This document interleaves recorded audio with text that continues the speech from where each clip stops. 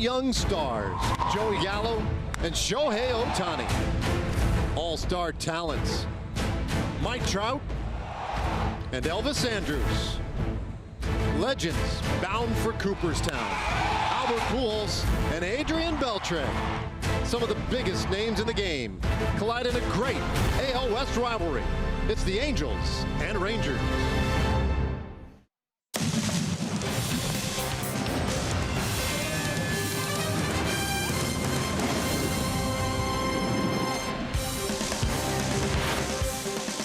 It is a great rivalry with a lot of history. The Angels and Rangers, the opening game of this three-game series tonight from Globe Life Park in Arlington.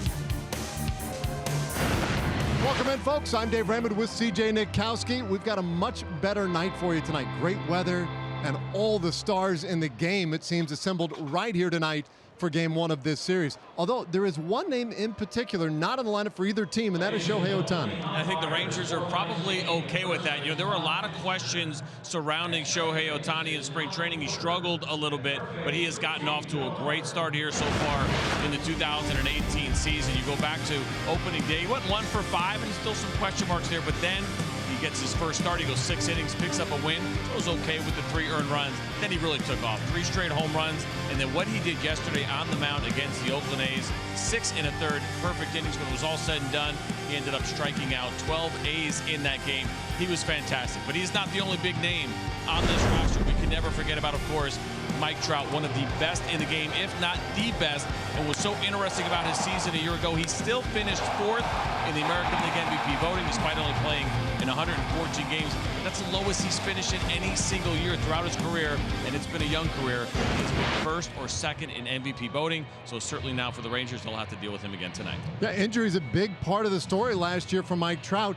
Injury's a big part of the story last year for a key Ranger in this series, and that's Adrian Beltre, who's done some big stuff against Anaheim in the years past. He certainly has, and good news for the Rangers is that Adrian is perfectly healthy right now and playing really good baseball. It really is amazing to see what he is doing at the age of 39, but especially against the Angels over the course of his career. You see the 45 career home runs that he has against this club. That is tied for the 3rd most all time. And Adrian Beltre, it's not just about the offense, it's still about very, very good defense, which again, at his age, really is unbelievable to watch, affecting both sides of the ball. It'll be fun to see him against the Angels again in this series. And now, so many times in recent years, it has come down to these two teams in the AL West division. It has been a fantastic rivalry.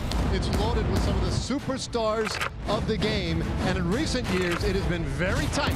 We'll jump into that in our spotlight coming up next.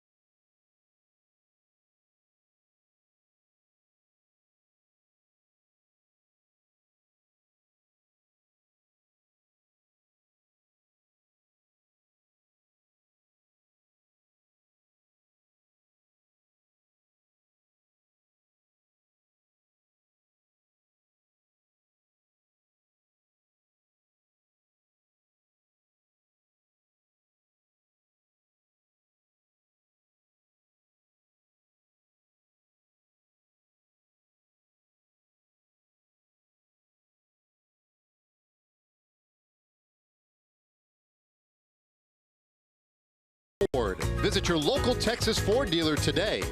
Ford is the best in Texas. And by Southwest Airlines. Low fares, no hidden fees. That's transparency. Welcome back. Great shot of Globe Life Park as we get ready For the opener of this 3-game series, our first look at the Angels in 2018. And we're talking about the rivalry going into break. Our Shiner Box Spotlight. How about the way this thing has played out since 2012? CJ, I'm not a mathematician, but that looks pretty even to me. Incredibly even. Now, obviously, that will change here with this 3-game series, and we certainly expect the Rangers to have the advantage with the wins when it's all said and done. But think about this many games, 114, and then you look at the runs, nearly identical, the hits, the batting average. Really kind of fascinating to see how these two clubs have been so even against each other. But like I said, hopefully that does not continue right now. And certainly want to see the Rangers try to get back on track a little bit. But they will have their hands full. The Angels have been playing very good and gotten off to a great start so far here in 2018. Well, a new face to this rivalry, and you cannot really start this series without having some conversation about Shohei Ohtani. Let's check in with Emily Jones. Yeah, you guys talked a little bit about it at the top. He struggled in the spring. You know, he was such a big deal coming over. Angels, of course, being the winner in that courtship series that went on in the offseason. And then when he got off to that strange start in spring training, the expectation level went down. But he quickly proved that spring training numbers really don't matter. And one guy who is not surprised at all by the success of Shohei Ohtani is Jeff Bannister. Of course, the Rangers in until that final group on Shohei Ohtani. He said what impressed him most about him in their whole scouting process of him was his athleticism. Obviously, we know what he can do on the mound and now at the plate, but being able to put it all together and display the athleticism that he has is what Jeff Bannister says sticks out as much as anything in his mind about Ohtani. Well, there's no end to the things that would stick out to anybody observing Ohtani from a distance. He has been unbelievable in the early part of his rookie season. And as we get ready to go in this one, I guess it's good fortune as we look at the Angels lineup today. No Ohtani in there. Zach Cozart's off to a great start with him, though. Mike Trout, Justin Upton, Albert Pujols. That's a formidable middle of the order with Cole Calhoun, Simmons, Valbuena, Maldonado, and Ryan Schimpf in there today in left field. And they'll be facing the Rangers. Doug Fister making his third start for the Texas Rangers. And here is that pitch arsenal for Fister. 58% fastballs, 18% of the time. Since the beginning of last year, he has thrown a cutter. You'll see the curveball and the split finger as well, occasionally for Doug Fister. The cutter has been his most effective of the secondary pitches. Just a 173 batting average against that pitch, and has only allowed 1 home run on that pitch.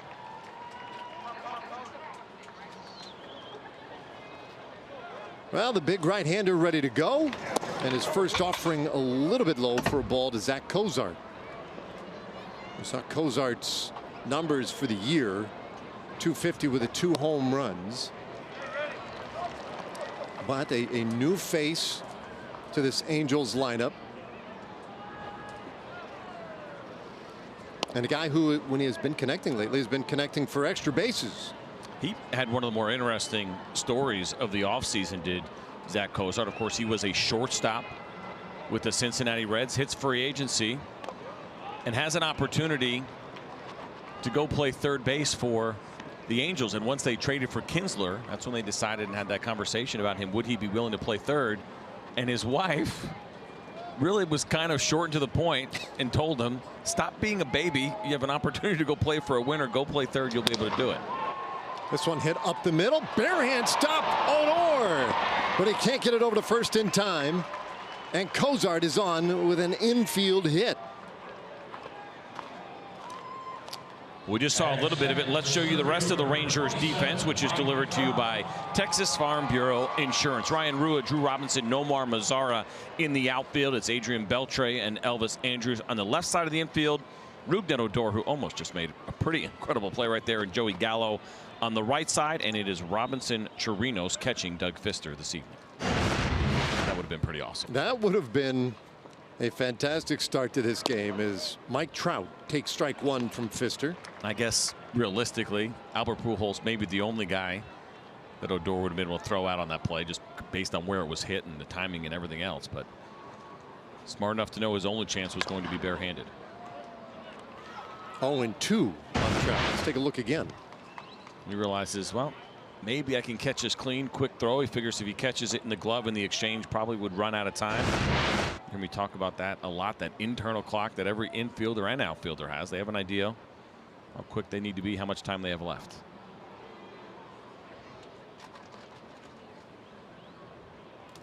Well, Trout this year, .220 average, but 3 home runs. And even the casual observer understands the threat he represents when standing in there. Shoots it foul. 0-2 the count. You said it in our open, but here's a guy who last year was 4th in American League MVP voting last year. And that was by far the worst showing he has had in MVP voting in his career. Finished 1st or 2nd in every other season he's played in the big leagues. Inside, 1-2 the count. It really has been an incredible career for Mike Trout. You see the 2 MVPs that he won in 2014, 2016, and there are all those second place finishes. Hits this ball hard into left field, and that's a base hit. So an infield single, followed by a strong single to left, and the Angels have the first 2 men on. It's just such a difficult out is Mike Trout, and his lineup really good right now for the Angels, as you see Doug Fister going down with that pitch. And Mike Trout, listen, as great as he is, and a lot of times we get a little bit hyperbolic with some of the stuff, but he is so good and probably the best hitter in this league on pitches down. With all the conversation about high velocities and everything else and pitching up in the zone a little bit more, Mike Trout is certainly one of those guys you have to do that to. He is so good on the balls, not just down in the zone, but even down below the zone. And so now what does Doug Fister get? He gets the hottest hitter in this lineup. Ooh, throw back to second. Cozart able to get back in there. Fister going to try and keep him close. Justin Upton, there are his overall numbers, and you see 4 for 10 with a home run against Fister. But it was a bit of a slow start until the last series against Oakland, and he just came alive. 5 for 12, a couple of doubles, couple of home runs in that series against the A's. And Chirinos already out to have a word with Fister, and there's the first Mound visit tonight. So check this out with the Fox tracks. Look where this ball finishes, and you're looking at it and you say, well, that looked like it crossed the plate a strike. I'm telling you right now, that's why you don't want robot umpires, because that pitch probably did cross the plate a strike, but Robinson Chirinos didn't think it was close and wanted to go out and talk to Doug Fister, and the umpire wasn't even thinking about calling that a strike. Angel Hernandez is behind the plate, but that's what happens. And I think that's what really, that's one of those things that would really get people frustrated. That was a big breaking ball he threw. 12-6 break. It went straight down, and it probably caught the very bottom of the zone as across the plate. But based on where the hitter is standing and based on where that ball finished, it didn't look like a strike at all to the naked eye. Yeah, but Fox track said it was a strike. Well, that's my point. And you're never going to get an umpire to call that pitch. It probably was a strike. Point being is I think it crossed the plate a strike. But you're just, if you took those white lines away and watched that without it, everyone would be like, oh, that's a ball. But the reality is that it probably caught the bottom of the zone.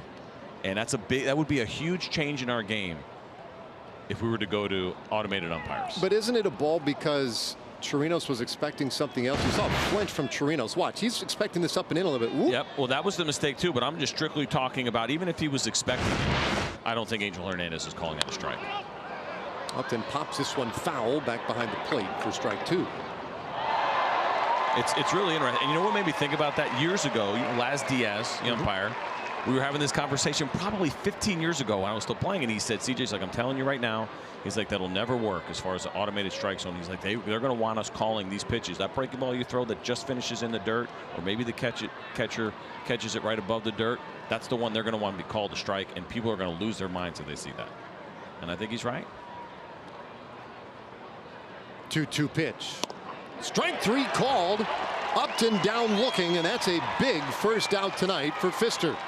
That certainly is, and we see this a lot with Doug Fister. When the fastball command is on, he'll throw that backdoor 2-seam fastball. You see right there on the Fox tracks, just caught the outside corner. That pitch is a ball the entire way, with that good late movement.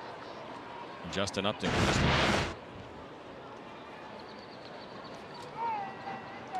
So now Fister gets Albert Pujols. Where's the breather in this lineup? Aren't many. That ball hammered down the left field line, but foul. Here's the one break he does get, and that is that Pujols doesn't move nearly as well and does hit the ball on the ground with some frequency. You can get him to roll into a double play, and there's no doubt Fister would sign up for that right now. 3 for 18 in his career against Fister.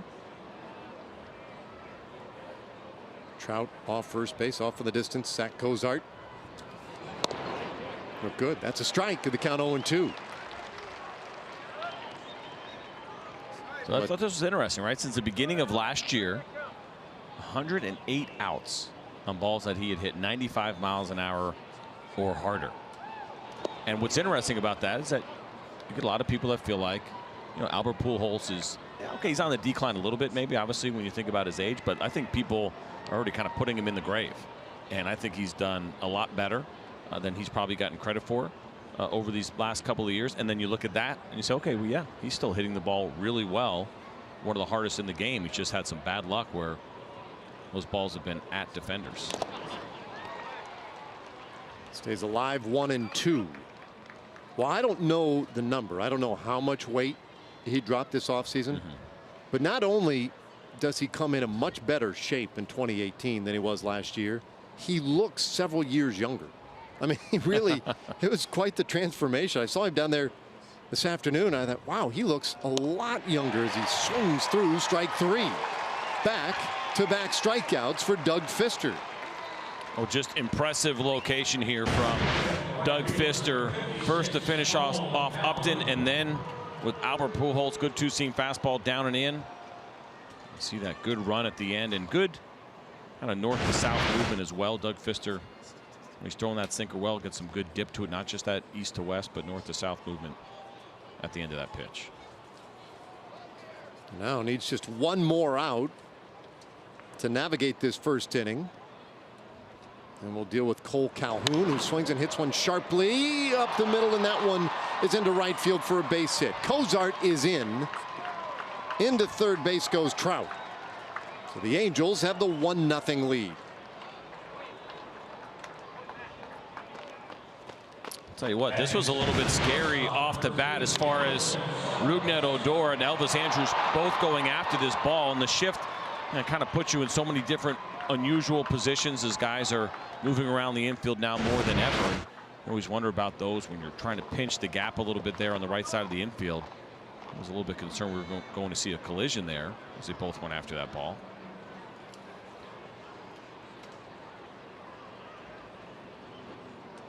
Now Andrelton Simmons, and he has swung a really nice bat to start the year. 357 average for Simmons. Today batting 6th. Has hits in 9 of the 10 games in which he has played, and shoots this one out to right field. Mazara come in a step, goes back one, and makes the play. The inning is done. But the Angels get the first run of the game, and now here come the Rangers.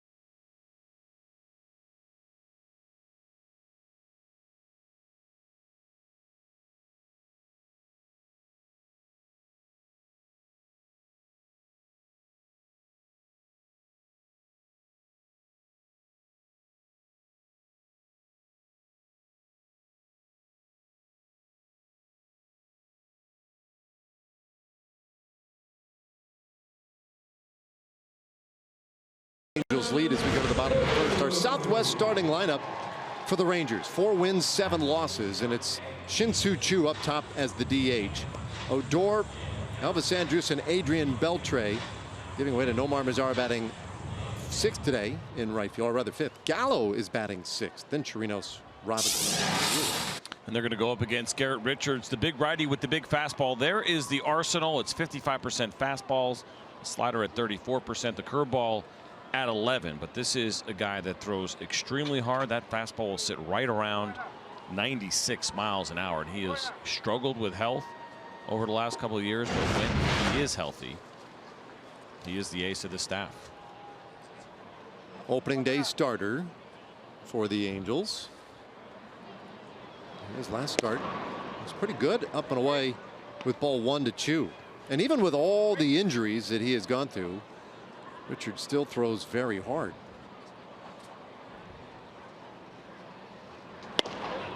1-1. So we've got a little bit of a shift here, maybe a little bit more than just a little bit of a shift. But here's an interesting one. So you have a left-handed hitter up in Choo, and a routine ground ball to second right now. Actually, there's nobody there. That would turn into a base hit. A lot of times when we see these shifts, the traditional spot is still taken up, sometimes by somebody else.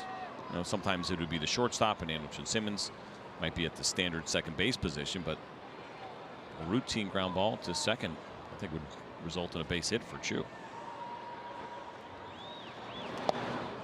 And by the way, the Angels are 27th in shifts this year, so they don't use it very often. Of course, we know the Rangers are a team that have been shifted against the most, but so far here early in the season for the Angels, they have not been using that many shifts.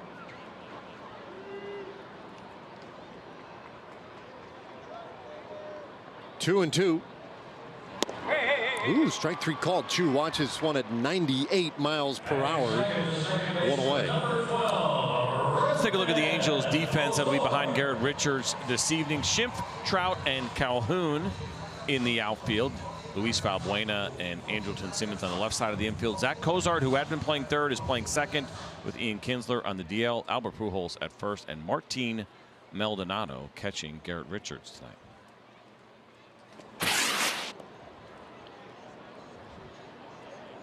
One out. Here is Rougned Odor.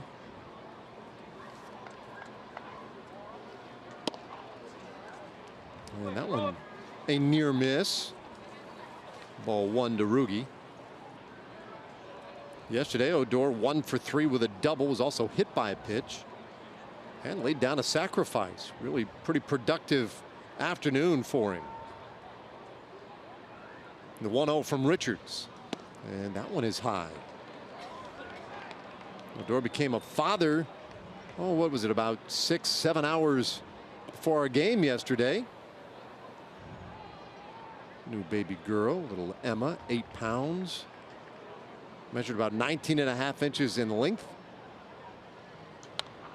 Pop foul back behind the plate. It's 2-1. It really was amazing that Odor was in the lineup in yesterday's game, and really not much of a break at all for him. And a lot of times when you end up pulling an all-nighter and not really getting that full night's sleep, we always talk about, well, it's the second day, right, that really gets you. Well, that's now. We'll see how Rugi holds up. He certainly made a great effort. The ground ball up the middle, it looks fine. Inside, 3-1 the count. This is one of the things we've noticed about Odor this year, and it's been a concerted effort on his part. You know, maybe see some more pitches, work the count a little bit. He's walked 3 times against just 7 strikeouts. 3-1 from Richards. Ooh, a high strike call. And this is where it gets tough on a guy who's had a little trouble with the strike zone in his career. You watch a pitch out of the zone and they still call it a strike. You know, it's interesting because the first pitch of the at-bat I thought looked more like a strike than that one did. And Odor also knows, as we talk about one pitch, one spot with him, that up in the zone is his strength. Well, he draws the walk. Well, good patience. And he gives the Rangers their first base runner of the night. That brings up our TXU Energy Power player to watch. Elvis Andrus But this leading Major League Baseball with 16 hits so far this season. His opposite number, this one, Andrelton Simmons, right behind him with 15. Maybe a little bit of a battle between these two, and two really good shortstops. Simmons, fair to say, probably the best defender in the game at his position, and maybe the best defender overall in our game.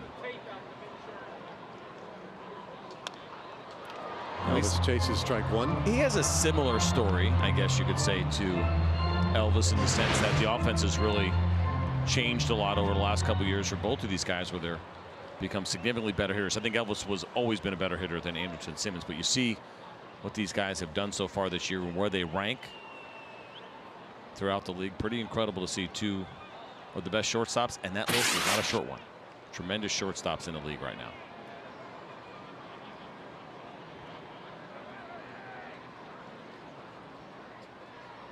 Richards with that high set. Puts that one in there, and the count 0-2 on Andrews. Both guys coming off basically career years last year offensively. Both guys this season have been the stalwarts in that runner in scoring position stat for their teams. Look at Elvis, without a doubt, more, I think, spreads the field better, right? As far as spray charts, you look at his base hits. Andrelton Simmons swings really hard all the time. This ball hit out to right field. Late break for Calhoun, but great closing speed to get to it, and almost gets Odor scrambling back for first. Rougned grabbing that left knee or behind the knee at his hamstring as he came into the bag. That's not good. Here comes Kevin Harmon. No, hopefully this is nothing too serious. Now, the one thing you worry about, sometimes lack of sleep, dehydration, those kinds of things. We'll see. And then with Rougned, I think on this play, it's one of those deals where he's running back as hard as he can and then trying to hold the bag. Might have been better off sliding. Hopefully this is nothing significant, but this is a tough read. I mean, he went exactly as far as he could. I'd say the only difference there, we actually saw him pulling up before he got to the bag, and that did look like a hamstring right there. That is a little bit concerning. That's probably why he didn't slide. My guess is that he was originally going to slide. You watch him right here. You see him start to go down, and then he starts to pull up. It looked like he might have actually been preparing himself for a head first slide. Yep. Oh no. Yeah, he is. You could tell that step or two right before he got to the bag. Not good, and so Profar will have to replace him. That is not good news.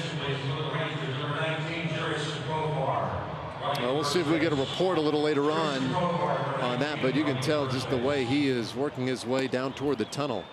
That one hurt, and Profar will take over.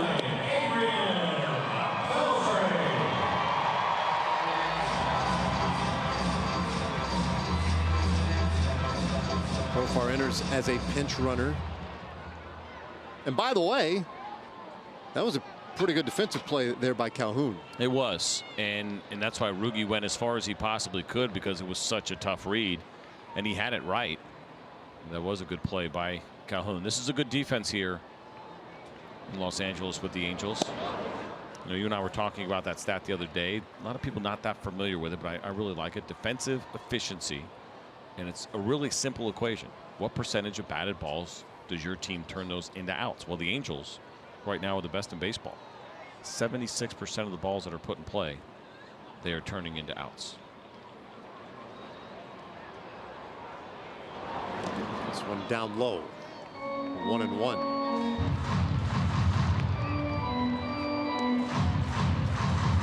Now, part of that also could be that Shohei Ohtani striking everybody out, and they're not getting a ton of opportunities to turn batted balls into outs. But when they have gotten them, so I don't say smaller sample size, and it is way early in the season. That number is going to come down. Anything over at 700 is going to put you, even right around 700, will put you the best in the league. So that number will come down for sure as the year goes on. As more balls are put into play. 1-2 to Beltre. Well, I think you could have predicted going into the season that the Angels would be, if not the leaders, very close to the top in baseball in defensive efficiency. Simmons, Cozart, Trout. Ian Kinsler's hurt at the moment. Expected to be back tomorrow, I believe. Profar with a lead. Beltre chases strike 3, and that will do it in the bottom of the first inning.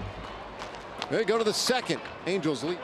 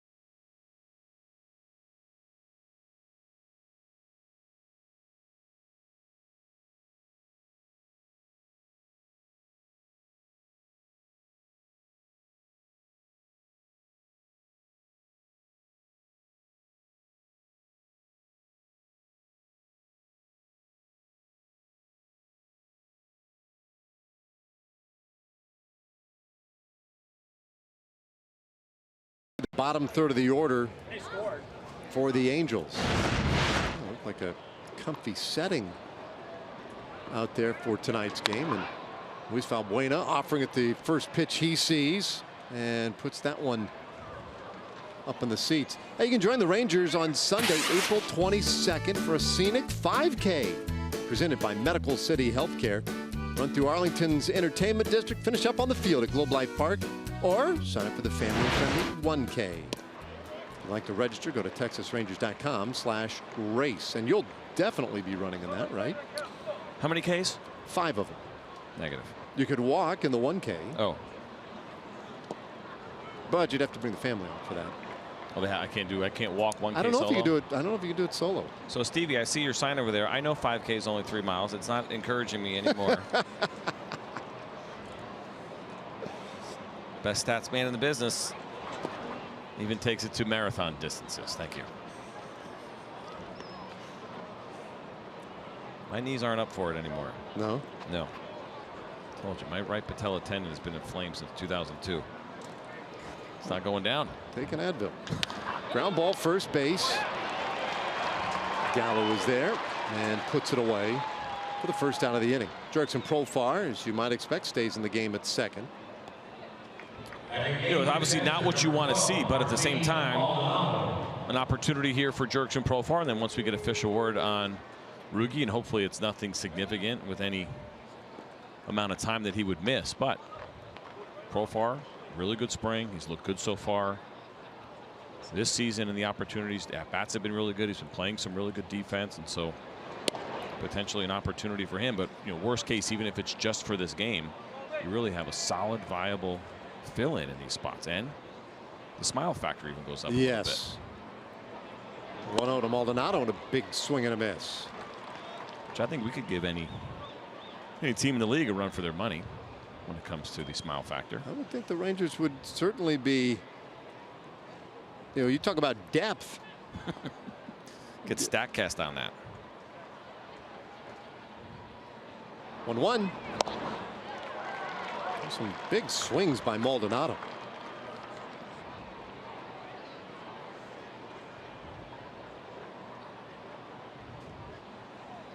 Well, I'm with you on Profar. Whether you need him at short or tonight at second base. We know he can play third. We've seen him make some really good plays on this homestand already. And I think we've seen him really produce some pretty good at-bats So a lot of confidence in his ability to step in for whomever, whenever. 2-2.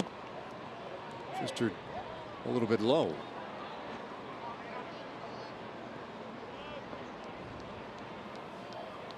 Maldonado at 217 for the year.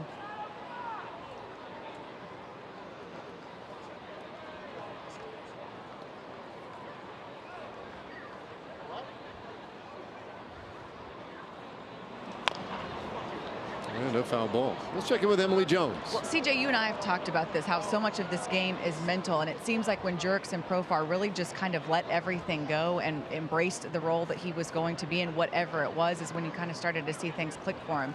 He's had a completely different demeanor in the clubhouse. I think you're seeing it on the field as well. But once he kind of got rid of all of that stuff that had perhaps been holding him back in the past, it's been a different guy.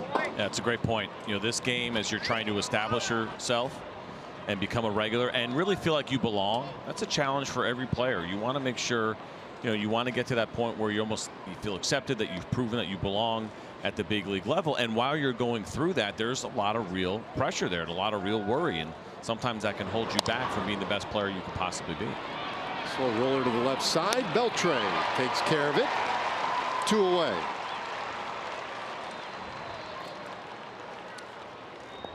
So Ryan Schimpf gets the start today. This guy, talking about well-traveled, the last 4 months he's been with 4 different organizations. Ended last year with the Padres, was traded in December to Tampa Bay. Tampa Bay sent him to the Braves on March 5th. A couple weeks later, he becomes an Angel in yet another trade.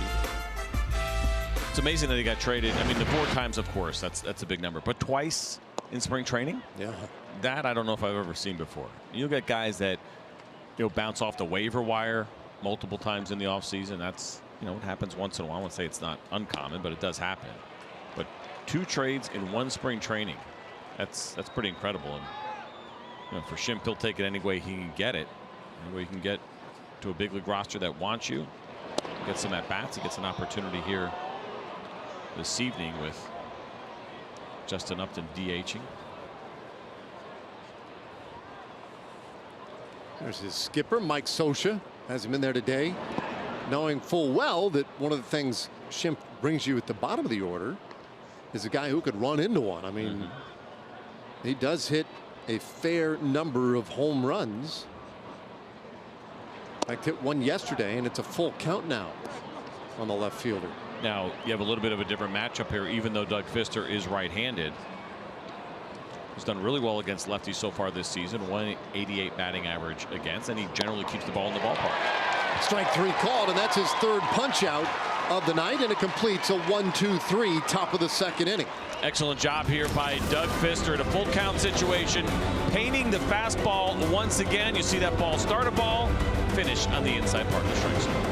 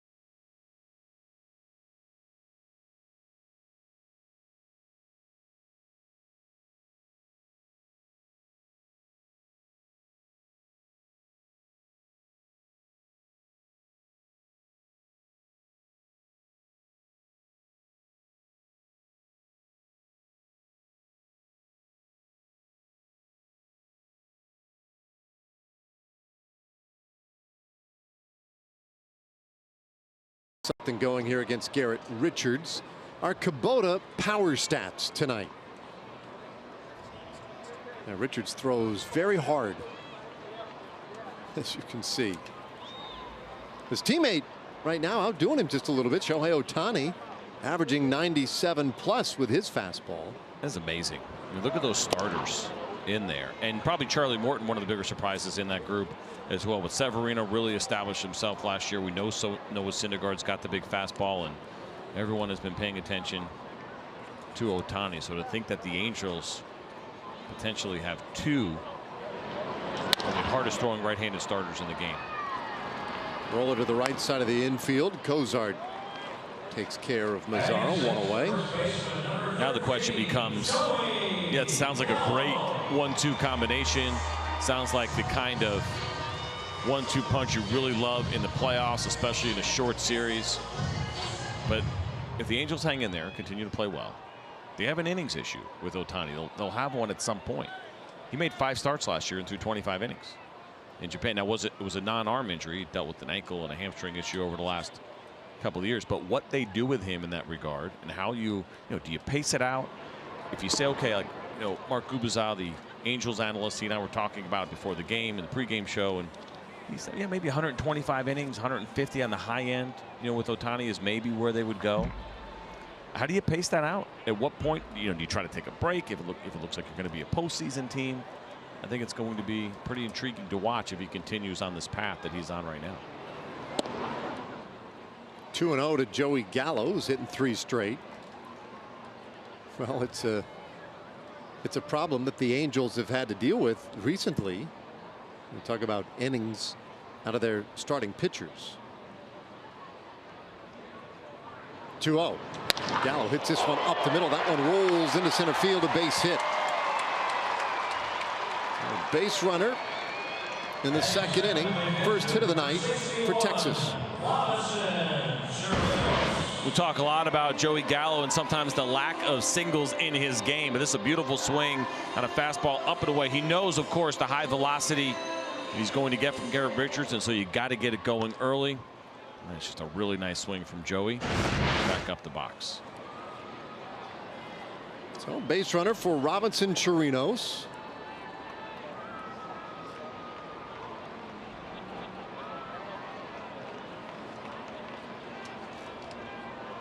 Chirinos with just 2 hits so far in the early goings here in 2018. Good one right in there for a strike. We're talking about innings for starting pitchers. Last year, Mike Scioscia got 871 2/3 innings from his starters.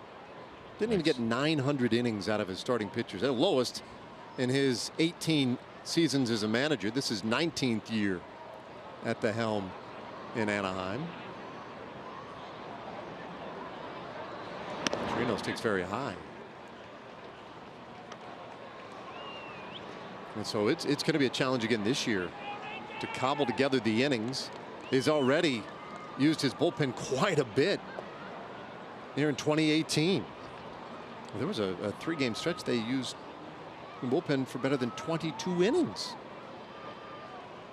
And we are just underway.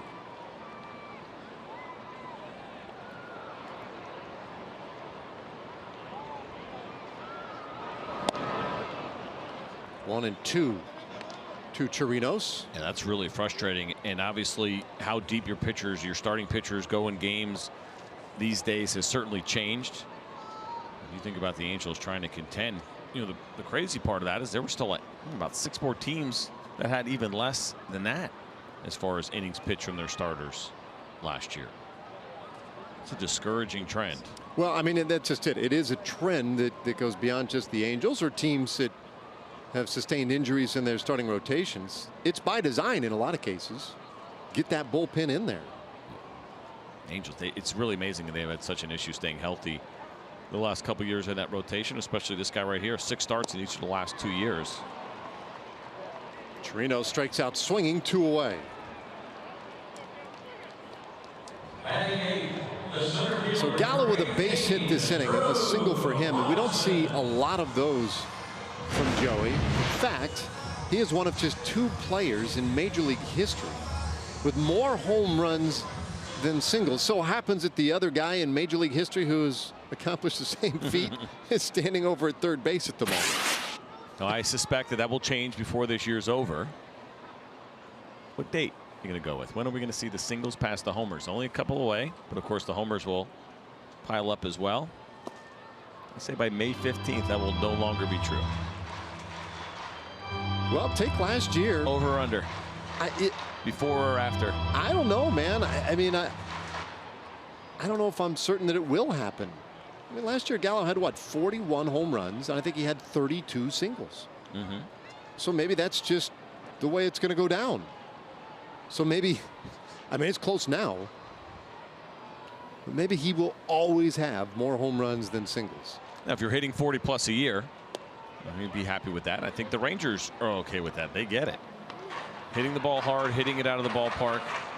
That is what Joey Gallo does. And we hadn't looked at a couple days, but he did have the highest launch angle in all of baseball. A couple days ago, he hits the ball high in the air, which ironically enough, he says he's not actually trying to hit the ball up in the air. He's just trying to cut it in half and spin it to center field, or create backspin through center field. 2-0. And Robinson grounds this one to the right side. Cozart covers it up though, and the inning is done. So the Rangers get a hit but can't do anything with it, and after 2, it's 1-0 Angels.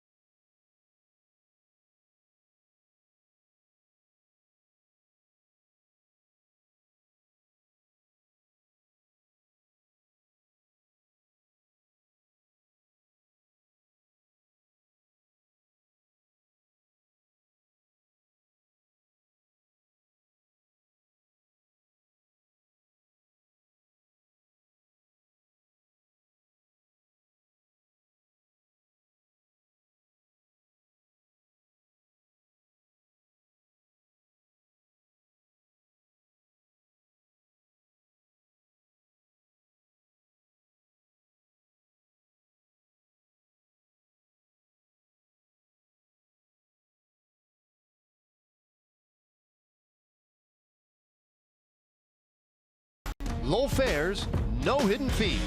That's transparency. And by GMC. Visit your local GMC dealer today.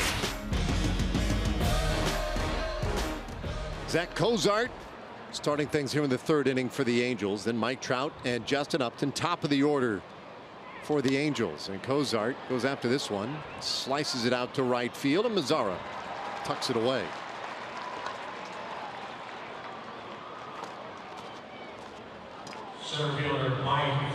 Kind of interesting when you start to look at both of these starters in the contrast of how they get it done. Garrett Richards, we showed you the spot where he stood, 4th highest velocity in Major League Baseball. Well, Doug Fister does it a little bit differently, 88.6 miles per hour this year. That is the 3rd lowest in baseball among qualifiers. Weak ground ball, third base. Beltre waits on it, throws out Trout, and on 3 pitches, we have 2 outs in the inning. Well, and you see how Doug Fister uses that velocity to his advantage. Now, he probably couldn't throw a straight fastball at that velocity very consistently and have a lot of luck with it, although we have seen guys like Marco Estrada, who sits in the upper 80s. But Doug Fister relies on that movement, and weak contact is the name of the game. You just saw the fly ball to right field, and then that little dribbler to Adrian. And when he is on and he is hitting his spots, he's very difficult to barrel up. Upton takes the ball. So the Angels got a run in the first inning on a Cole Calhoun RBI single to right. And that is it so far in this one. And then the news came at the bottom of the first inning. That was that Rougned Odor, after walking, trying to scramble back to first base, injured himself, had to leave the game, and we have gotten reports he left with a left hamstring strain. Is this slow roller up third? Boy, that one's called foul.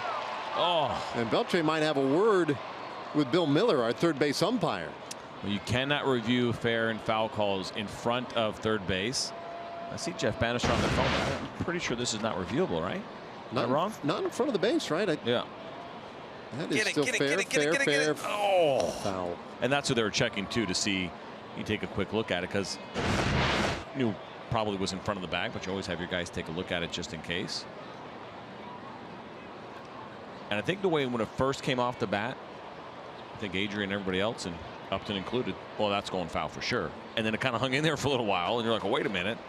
And then you try to change direction and start sprinting after it, and it just got foul. Yeah, Upton was definitely sold that it was going foul.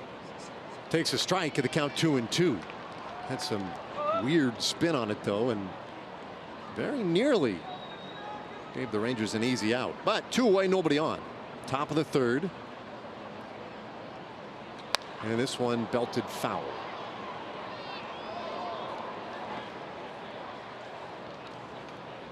Upton, we mentioned last time, really saw his bat come alive in that series in Oakland with 5 hits, and almost all of them for extra bases. Big offseason news for the Angels when he signed his extension, but he swings and misses here. 4 strikeouts for Doug Fister, and he's retired 7 in a row. We go to the last of the third.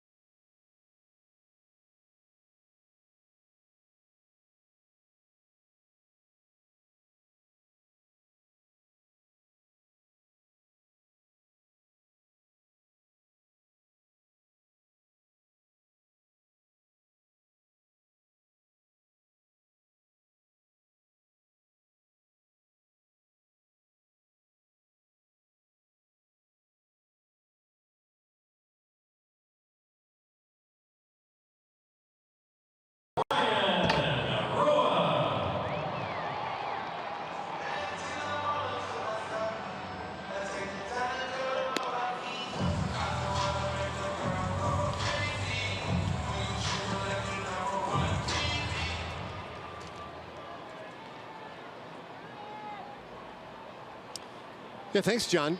Really kind of interesting that the White Sox would be able to play on the south side, and the Cubs snowed out. And here we go to the bottom of the third inning. Ryan Rule will start things off against Garrett Richards. Richards taking a long look in, and now he goes.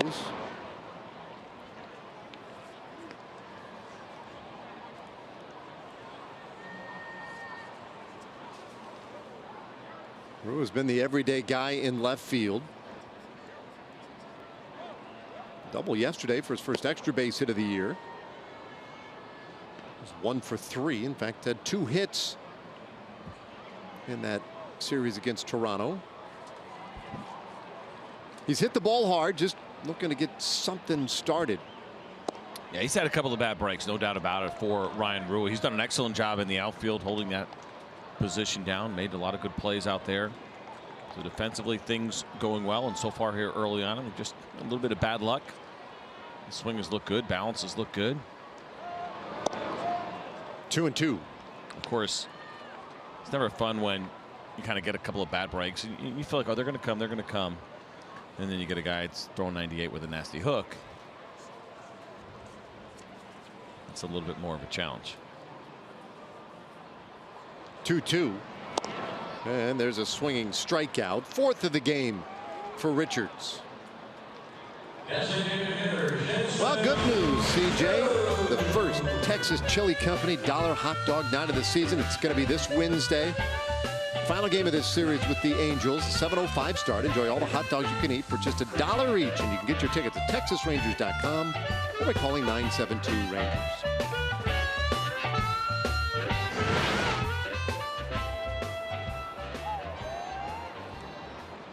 Top of the order now is Shin-Soo Choo, 0 for 1.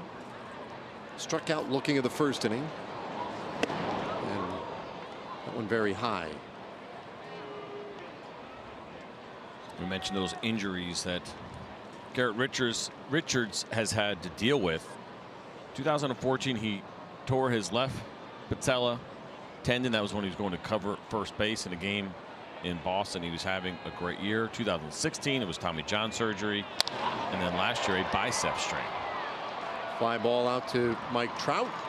2 away. That brings up Jurickson Profar.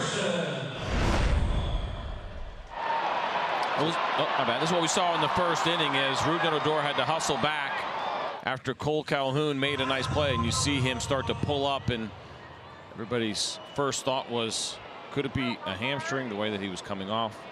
Potential left hamstring. We'll wait to see, though, ultimately what the Rangers say. But you know this, Rougned Odor does not like when he is not on the baseball field. He doesn't like having days off. He doesn't like coming out of games. And you love that about him, but that also tells you that this injury was probably pretty significant.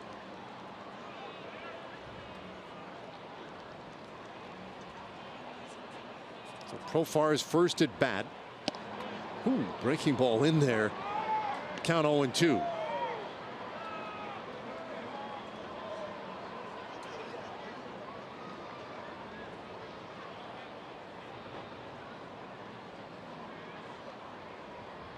Switch hitter bats left-handed against the hard-throwing Richards. And there's that breaking ball again. 1-2 the count.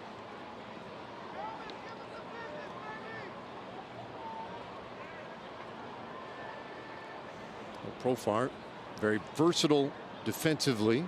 Versatile too offensively if you think about it. The ability to hit from either side of the plate. Played Saturday against the Blue Jays. Went 2 for 3 with a double. Stays alive here. 1-2 strikes. That's right. So Richards tore the ligament in his elbow, but never actually had the Tommy John surgery. Right? So it's listed as just a ligament tear in 2016. And I think, if now memory serves, he had the PRP. He did. And he tried to work around it that way. He probably had the stem cell therapy as well, which actually is a pretty interesting storyline with him, to see him come back on a big league mound without having Tommy John after tearing his UCL, ligament. ulnar collateral ligament. Yeah, and it was debated. Yeah. I mean, there was a lot of talk. Is he going to have the Tommy John? Initially, that's the plan. Then they decided to go with the platelet-rich plasma or whatever. Nailing all the acronyms tonight. Yeah, well, he came back toward the end of the year, pitched in a couple of games, and then they gave him another shot in the offseason in hopes that that would really do the trick. It's really interesting science. Bartolo Colon had it done years ago, both the PRP and the stem cell therapy, and it's really in the early stages. But I believe we will see more and more of this in the future, and I do believe that there's a chance it could become just regular maintenance for pitchers. Line drive down the left field line, foul. I did both of them. I did the stem cell therapy. Oh, you did? After I tore my rotator cuff nearly in 2010. First major injury I had, I was 36 years old, and Dr. Andrews said, well, yeah, you need surgery, and if you get it, your career's done. I was like, well, what else can I do? Let me try some other things. So I'd read about Bartolo, and I did the PRP and I did the stem cells, and the more I learned about it and studied it and talked with doctors, I said, this seems like something all pitchers should just get at the end of the season.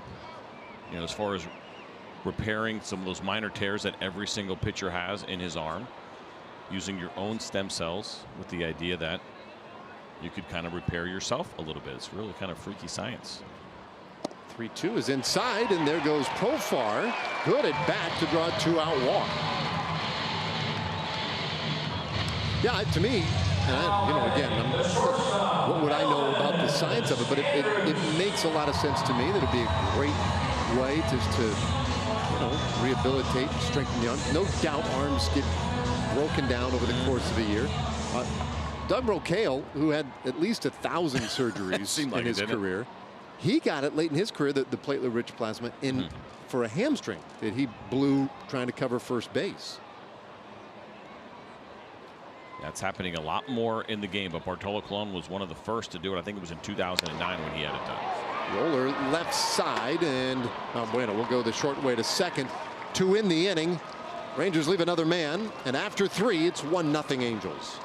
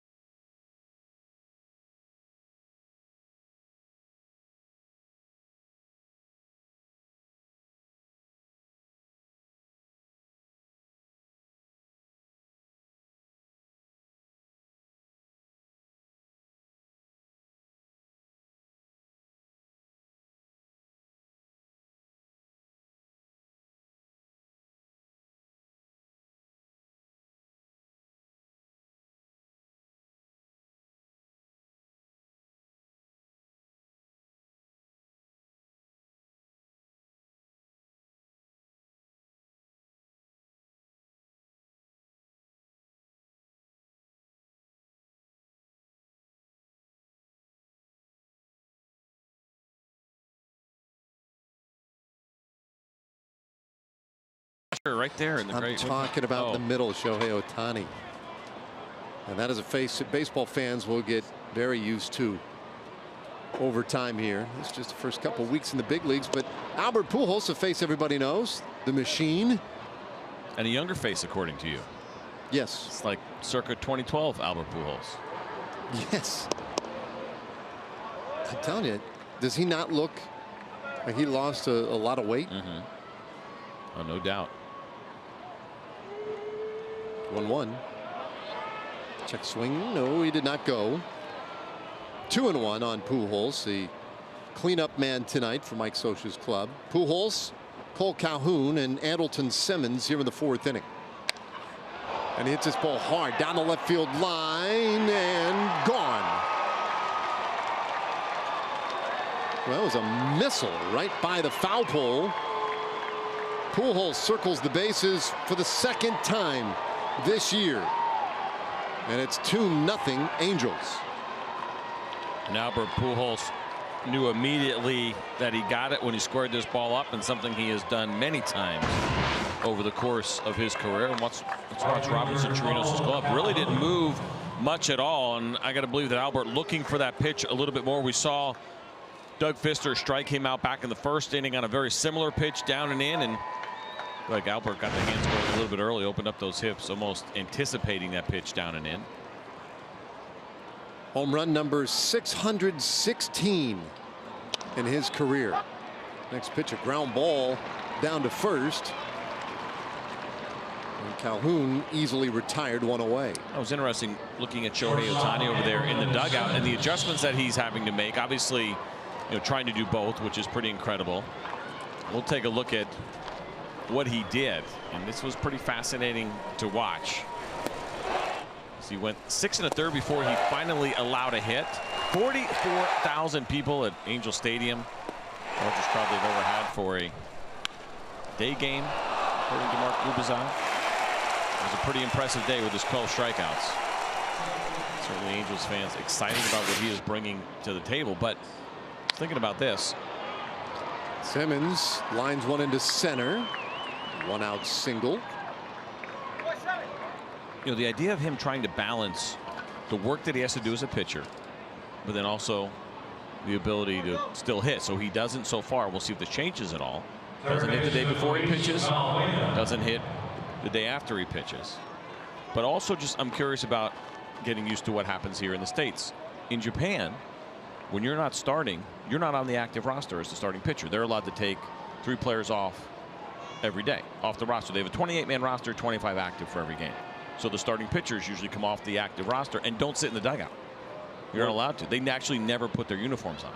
They'll be in the clubhouse. They'll hang out. And I've watched this. I'm not even exaggerating. I've watched starting pitchers get massages for 2 hours during the game. Sounds like a good gig. It's a really good gig.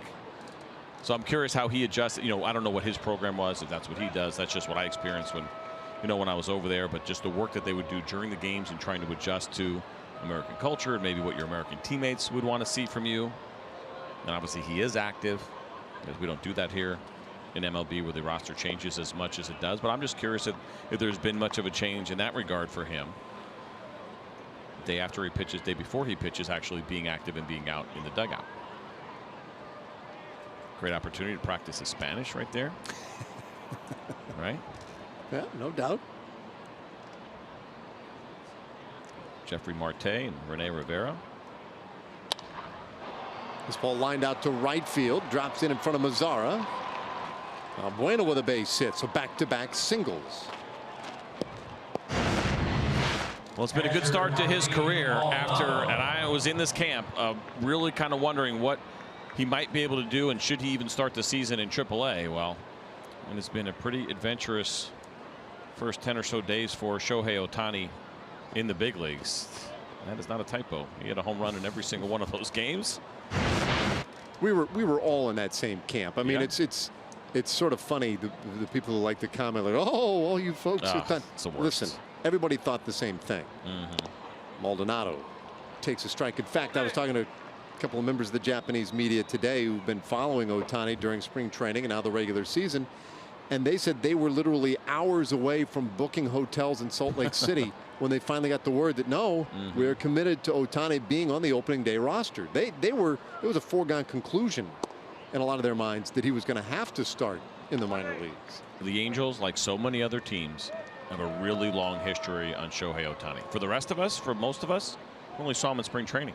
And we saw him in spring training, we're like, I don't know if this is going to work. And maybe he's only a pitcher, and maybe he needs a little bit of time in AAA, and that would be better for him. But for the people that know his history, that have been following him since high school, they're very well aware of the talent. And obviously the Angels were the lucky winners of the Shohei Ohtani sweepstakes.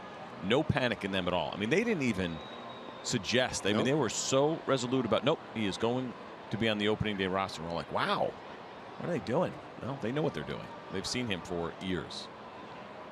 1-2. That one is fouled away. Now here's some adjustments that he made. Look at this. We'll talk a lot about this over the next 2 days when we see him DHing. But look at the leg kick on the left. That was spring training. Losing the leg kick really right at the end of spring training and then into the season. I asked Mark Gubicza about that as well. We talked about it on the pregame show that ran on both the Angels and the Rangers pregame show today. But he said that came from working with Albert Pujols and worked with him prior to spring training, and the conversations continued. That one got Maldonado. 4th time Maldonado has been hit by a pitch this year. That is easily most in the American League. And that loads the bases with 1 out.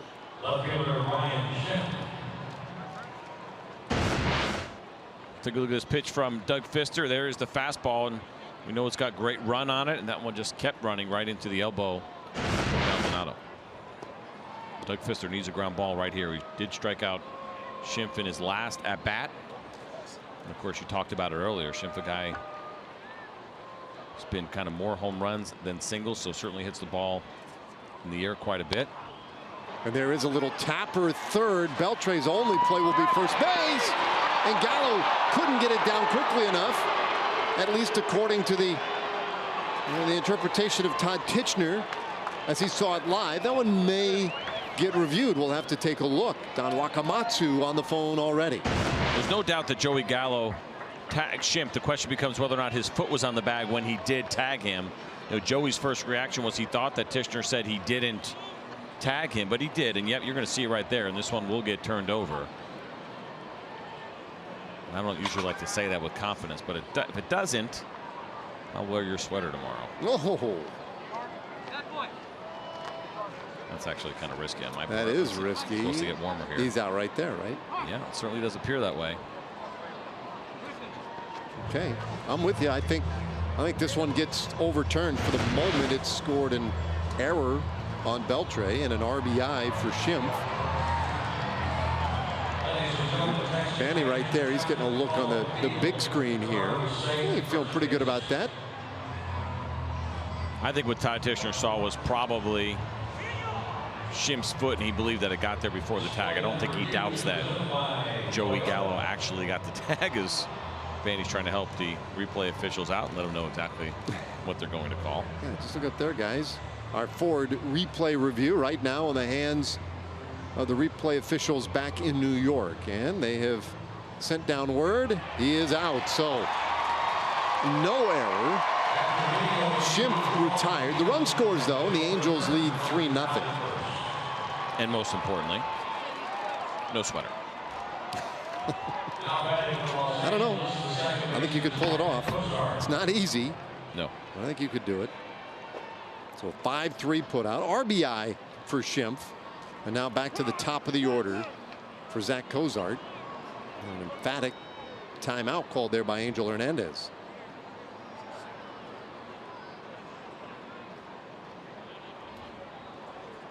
So 2 runs in this inning. And that one tight on Cozart for a ball.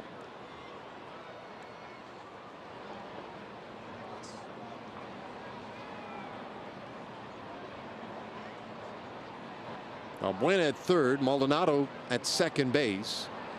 And a swing and a miss evens a count at 1-1 on Cozart. It's amazing where that ball finished when it was all said and done. The two-seam fastball to Cozart, especially the one previous that was inside, almost hit him. And then the last one, Doug Fister started maybe on the inside corner. It looked like it finished good 8 to 10 inches off, but he swung right through it. Where this ball finishes. This was the previous pitch in which Cozart swung and missed. Or starts, or finishes. That is amazing. That just gives you an idea of the great run that Doug Fister has on that two-seam fastball. Strike called. Evens it at 2-2. And that was the voice of Mike Scioscia saying no as that call was made. Decent chance that him and Angel Hernandez will exchange a few more words before this game is over. This will be the 20th pitch of the inning. Cozart, an infield hit, a fly ball to right, and very close. Full count. This one just missed on the outside as Fister tried the backdoor two-seam fastball one more time, but Fox Tracks gives you a really good look at it.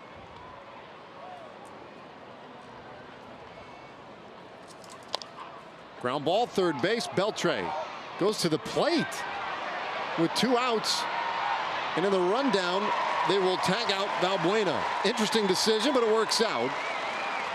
A 5-2-5 putout of Valbuena. We'll go to the bottom of the 4th inning.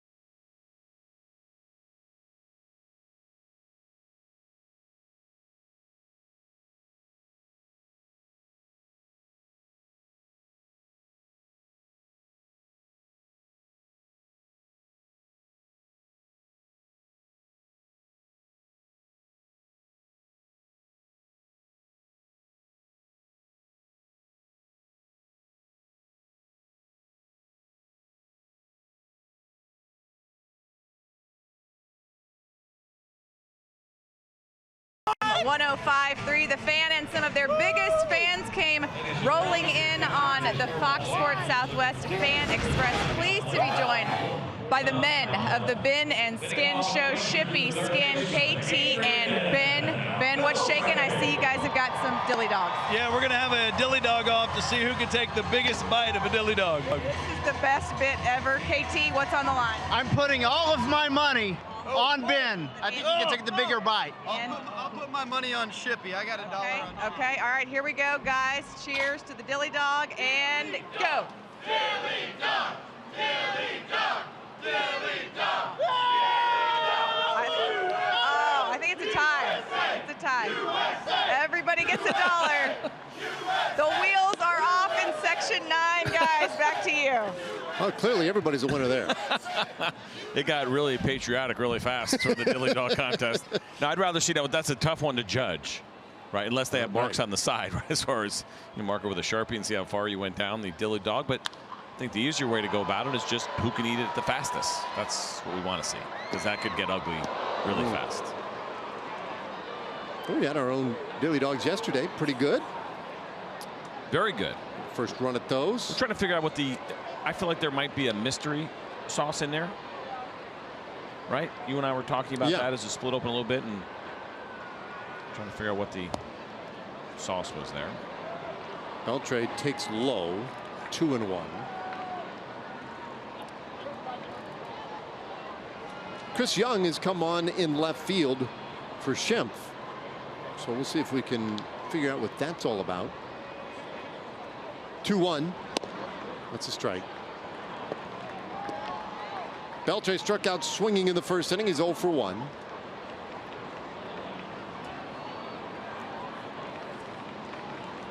I didn't see anything on Schimpf running, did you? No, I did not.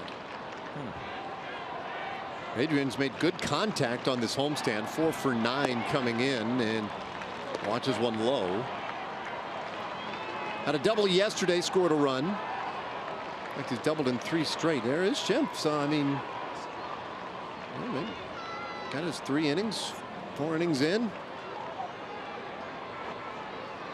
And they're good.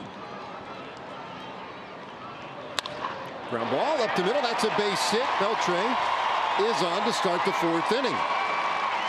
First time tonight the Rangers have had the leadoff man aboard. Right fielder, See this pitch right down the middle to Adrian Beltre, elevated a little bit. And as we have seen him do so many times, catches that ball out front and right back up the middle. The baseball will get thrown into the dugout. A little bit of history for Adrian Beltre ties him with Craig Biggio, now 23rd on the all-time hit list. Next up, Cap Anson. Look out, Cap. Straighten your hat. Sweet cap he's got on there. The problem with Ichiro is that he can still make his way up that list.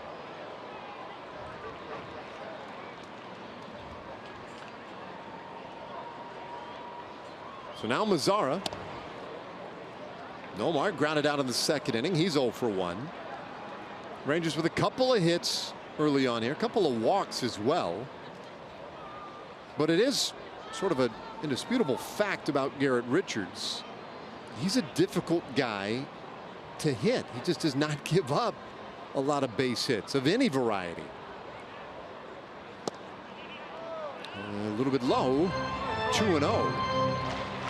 That's been the frustration for the Angels as far as his health, because you're absolutely right. When he is on and when he has been healthy, he's extremely stingy with allowing runners on base and gets a ton of swing and miss. Not a lot of home runs against him either. 0.7 home runs per 9 over the course of his career. Now he has allowed 3 home runs so far in his first 2 starts this season. Ground ball sharply hit into right field. Mazzara is on. Beltre barreling toward 3rd, and he is in. Back-to-back hits in the 4th inning.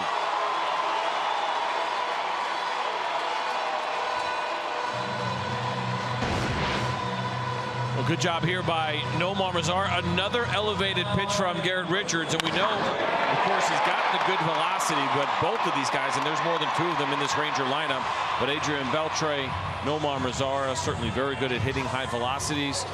Since Chu has been great at that as well over the course of his career. And so Richards unable to get it by either one of those guys here to start off the 4th.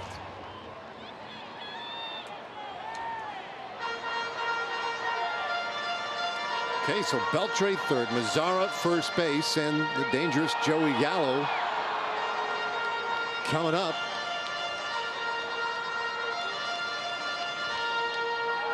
All right, so try this one on for size regarding Garrett Richards. Since 2014, we're talking about guys with a minimum of 400 innings pitched. He's allowed a .219 batting average against. The only guys who have done better in that regard since 2014, Chris Sale and Corey Kluber, both of whom you might recognize their names. They're pretty good. Gallo takes a breaking ball for a strike.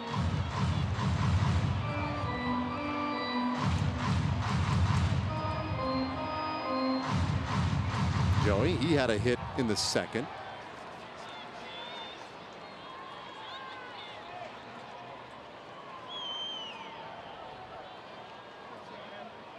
Not as dramatic a shift against Gallo.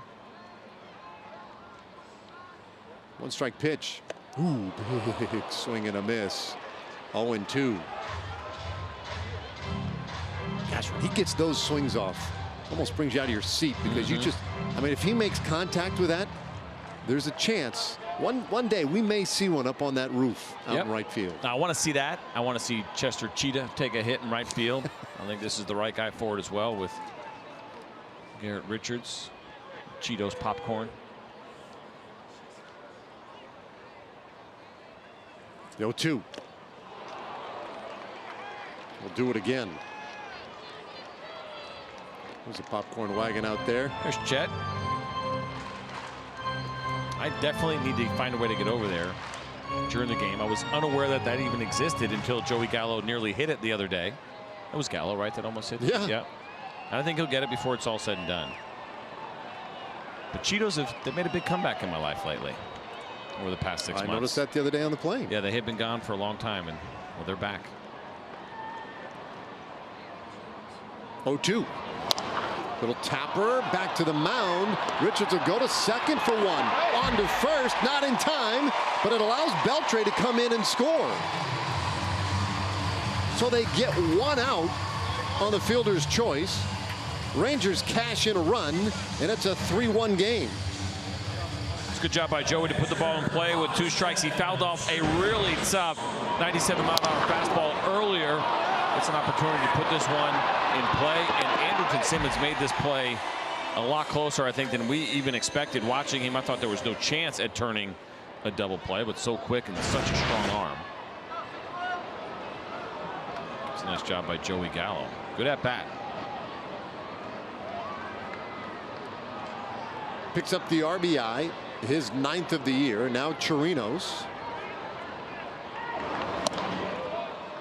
0-1. And we know Joey swings hard, has a lot of swing and miss in his game, part of the power, but he fouled off 97 and then sees an 83-mile-an-hour curve.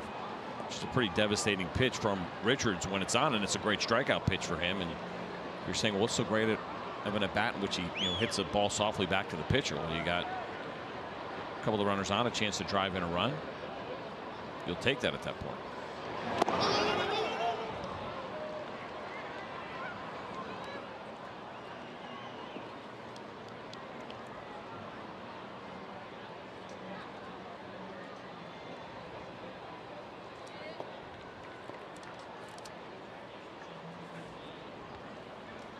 Chirinos struck out in the 2nd. 0 for 1. He started the year on an 0 for 17. Then he had hits in back-to-back plate appearances. I guess that would have been Tuesday night in Oakland. 0 for 10 since then, and he swings and misses here for strike 2.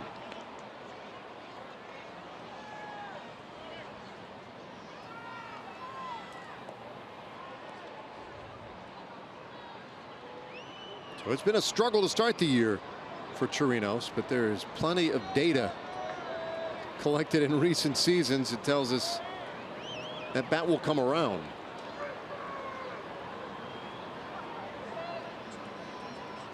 One-two pitch. Ground ball, that one through, base hit into left field.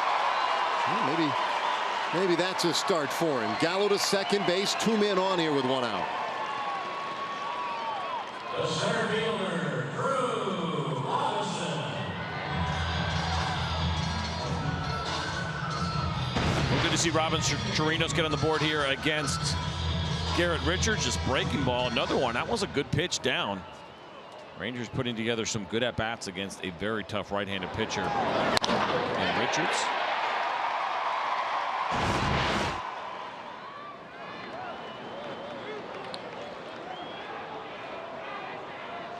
Drew Robinson 0 for 1.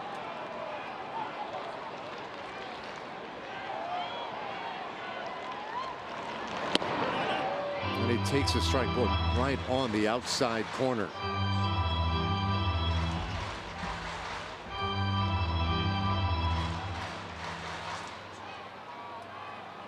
Drew checked in at 250 today. Hits with good power.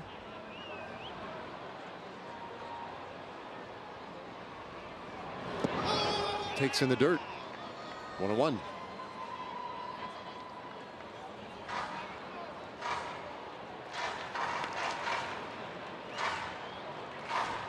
We've said it more than once about Robinson, but a guy who's given some real good at bats at the bottom of the order. Doesn't always result in a hit. So look at Chirinos taking his lead off the distance there. Gallo had his small lead off second. Robinson had a 5-game hitting streak going. And a hole here, 1 and 2, but hitless in his last 6 at bats since that streak ended.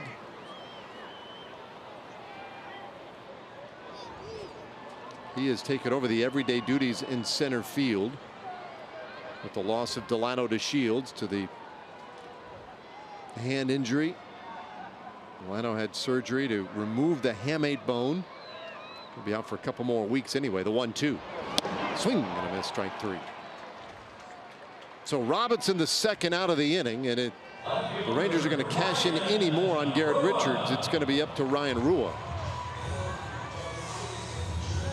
That pitch classifies as a slider, but you look at that one, it was a little bit more like a cutter, shorter break at 90 miles an hour. It's a pretty good pitch from Garrett Richards.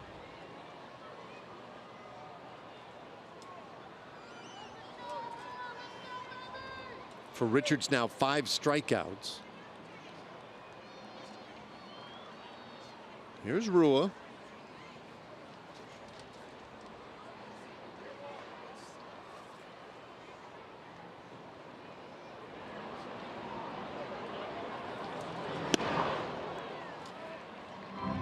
You know, there have been moments tonight like that last pitch right there from Richards where the misses haven't been very close at all. He throws real hard. Maybe that's just part of the gig when you throw as hard as he does, is that your misses will be accentuated just a little bit.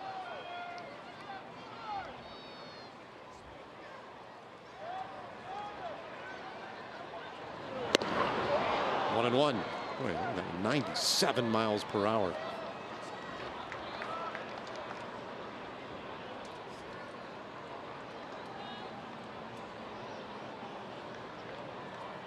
Two base runners out there.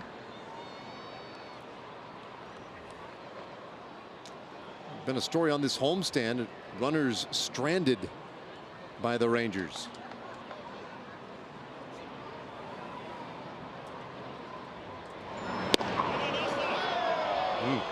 Strike 2. Now, even if not intentional, Garrett Richards with that high velocity up in the strike zone. So dangerous. We saw Joey Gallo foul one off earlier in this game. We saw Nomar Mazara get to one. We saw Adrian Beltre get to one. But to try to do that multiple times in one inning and trying to string anything together against Garrett Richards when he is pitching up in the zone at 96 to 98 is very difficult. That one low. You talk about him throwing hard and up in the zone, and he has that unique spin rate ability too. We're just poking around looking for some of the numbers on him, and he's been limited in number of innings in recent years, but even this season his spin rate just a tad better than Justin Verlander. Yeah, it's the best. And that's on fastballs, and you see the guys there. Mike Minor in the top 6 as well. It's not just about velocity, but the ability to spin the baseball. Ooh, strike 3 called. 98 miles per hour right at the knees. Inning is done, but the Rangers get on the board. Adrian Beltre started it with a hit, and it moved him into a tie for 23rd all time.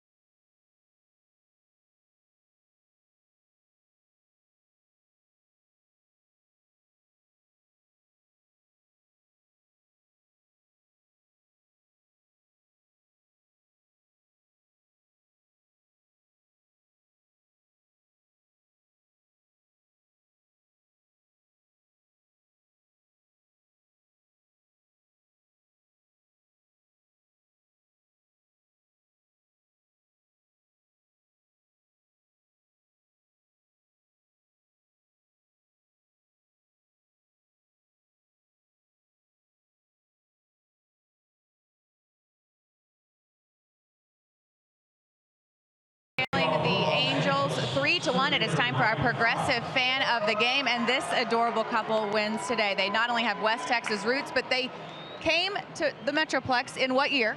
Well, 1972. And what else happened in 1972? Well, the Texas Rangers came to the Dallas-Fort Worth Metroplex. You guys have been coming to games ever right since? just about the same time, and we've had a great fan. I've been a great fan of the Rangers ever since. Absolutely. And Gwen, who is your favorite Ranger of all time? Pedro Rodriguez. We met him when Don was playing golf out at Pebble Beach, and he was a really nice guy. He's clearly got you fooled, but yeah, that's good. That's good. Don and Gwen, here is your progressive fan of the game bag. Don and Gwen George are progressive fans of the game, guys. Great choice, Emily. Don has got a nice set of pipes on him. He does. And voiceover work. And I was immediately drawn to the idea of playing golf with him at Pebble Beach. Yeah, it's also something that I'd like to do. That's tremendous. That was a good radio voice right there, or commercial voice, right? Yep. We're all jealous of that kind of stuff. It's amazing. Trout with a fly out to center field. A good quick out for Pfister. And now Upton, and Upton golfs this one down the left field line. Rua with the long run into the corner, goes into a slide, and he got it. Well, he just flat disappeared down there in the Bermuda Triangle, but he came up with a baseball. Great look right here. We could see it from where we were, and I tell you what, that might have been a fair ball as well. We talked about it earlier. Ryan Rua has done an excellent job in left field for the Rangers, and he shows it off right there. Tremendous range, but it's not just about the range, but how little room you have there in foul territory. And sitting there trying to figure out, when do I have to slide? I can't start too late. I don't want to go crashing into the wall, but you still want to make the play. He timed it perfectly. Excellent play by Ryan Rua. Now Pfister can go after Albert Pujols. Well, that's a big lift. That's a tough one for us, right? Because we can't see it from here. It's that one spot, or both of those little corner spots from our vantage point. We're just kind of hoping. And did he catch it? We're like everybody else. Did he catch it? That was great. Well, Bill Miller, the third base umpire, he was great at showing fair or foul. Did he say foul? He did. He showed it foul. But Yeah, what was close. interesting is he didn't say one way or the other. At least it took him a little while to signal whether or not it was caught. He does a great job. Well, he was right on top of it in terms of fair fouls. So that was interesting because I'm with you. It was right on the line. That one just foul. And credit Ryan Rua as well. How often do we talk about guys sometimes when you're struggling at the plate, struck out to finish that inning in the bottom of the fourth, and sometimes you can take your at-bats with you out to the field, and it's easy to kind of get lost in your own thoughts and you're thinking about your at-bat, but he remains locked in defensively, makes a great play. Pfister just missed the bottom of the zone there on Pujols. Had great defensive play. 2 quick outs, and on the 80th pitch of the game, a strikeout of Pujols, and Pfister authors a 1-2-3, top of the 5th inning. Well, thanks to Ryan Rua, this was a 1-2-3 inning as he slides right into the wall. Tremendous play against Justin Upton.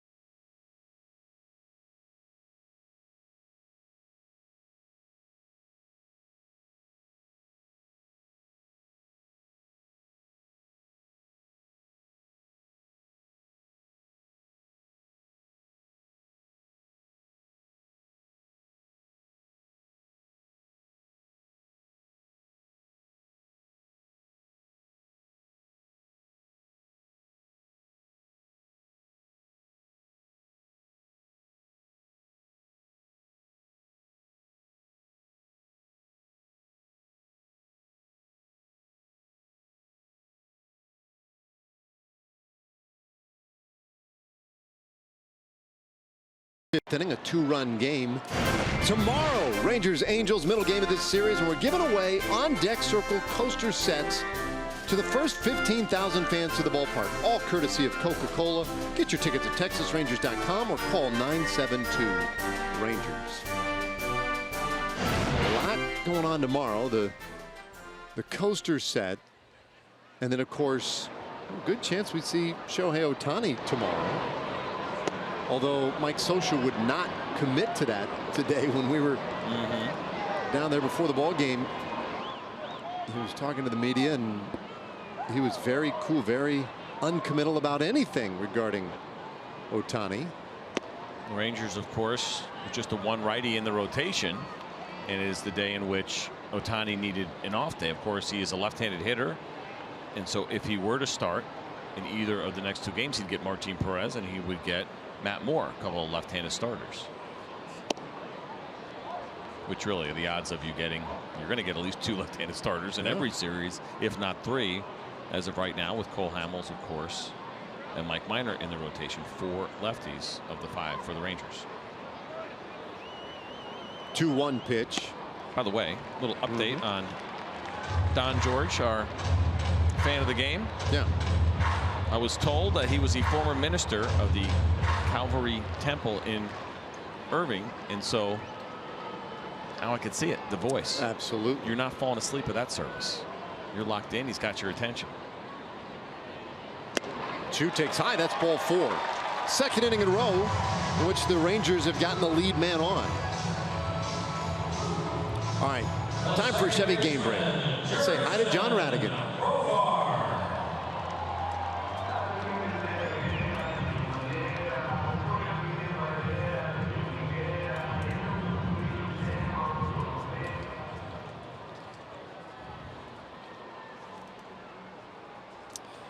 So he's off to a good start again.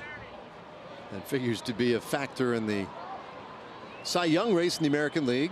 He is most years these days as Profar takes one down for ball one. One of the true few real horses that we have left in the game as far as starting pitchers go. And I really thought that we were going to see him maybe take a step backwards just because of all the usage. When they were in the World Series a couple of years ago, and he was throwing all those games on short rest.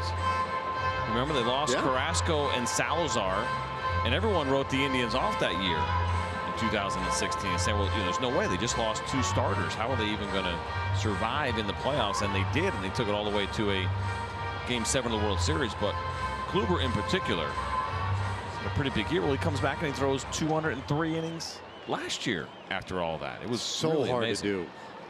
And won the Cy Young Award. Really incredible. He had 5 complete games last year. That sounds like 40 by today's standards. Yeah. 1-0 to Profar, his second plate appearance tonight. Walked his first time up, and he takes the ball. It's 2-0. He came in the game in the first inning as a pinch runner for Rougned Odor, who was removed from the game for precautions regarding a strained left hamstring.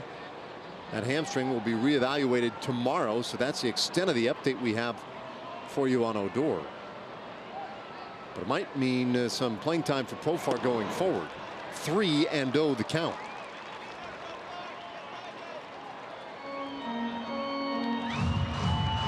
Talked a little earlier about the low batting average against when Garrett Richards is on the mound. He's already walked 3. This is his 5th 3-ball count of the night. He's in danger of putting back-to-back Rangers on via the walk. And it does bring him up to 10 walks already this season in 14 2/3 innings, counting tonight's game. So the walks certainly have been an issue. Pitch count obviously as well. Walk that many guys, pitch count will be an issue. He threw 102 pitches in his last start in 5 2/3 innings. You're talking about a guy who's limited to 62 innings the previous 2 years. Full count now on Profar.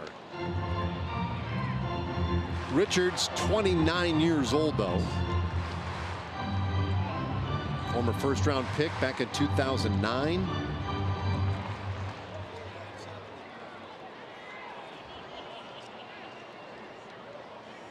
A long history of injury. All of that, of course, colored by the fact that he has nearly unlimited potential in that right arm. Chu leading. The 3-2, Chu's running. And that's high and away, ball 4. Back-to-back walks. Well, a great start to the 5th inning. All right, a bullpen live look brought to you by Southwest.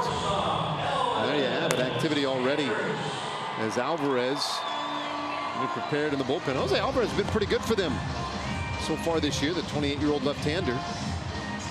The lone lefty down there for Mike Sosa in that bullpen. They have 10 relievers down there right now. They have some roster adjustments they're going to have to make here as they figure out their starters over the next couple of days. But in the meantime, it is a very deep bullpen, but just the one lefty. And whenever we see a team that does this, the Blue Jays are in that same situation, just one lefty in their pen.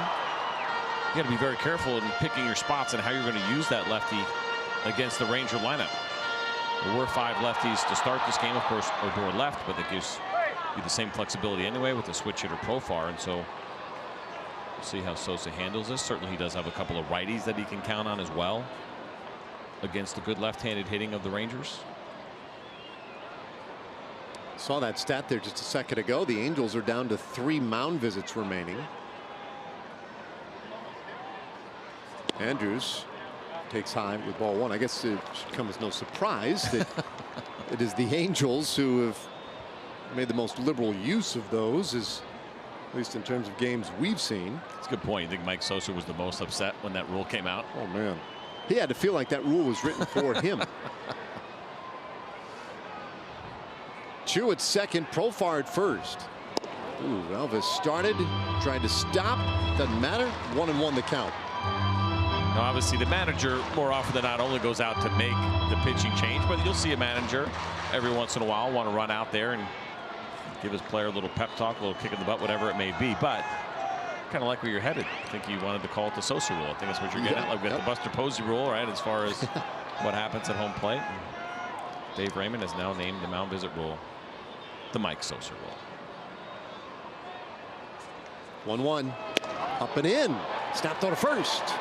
So far back in there easily. Maldonado does a nice job behind the plate. He's got a good arm. He's done an excellent job throwing out runners since the beginning of last season. 31% going back to opening day of 2017. You got to be careful with him.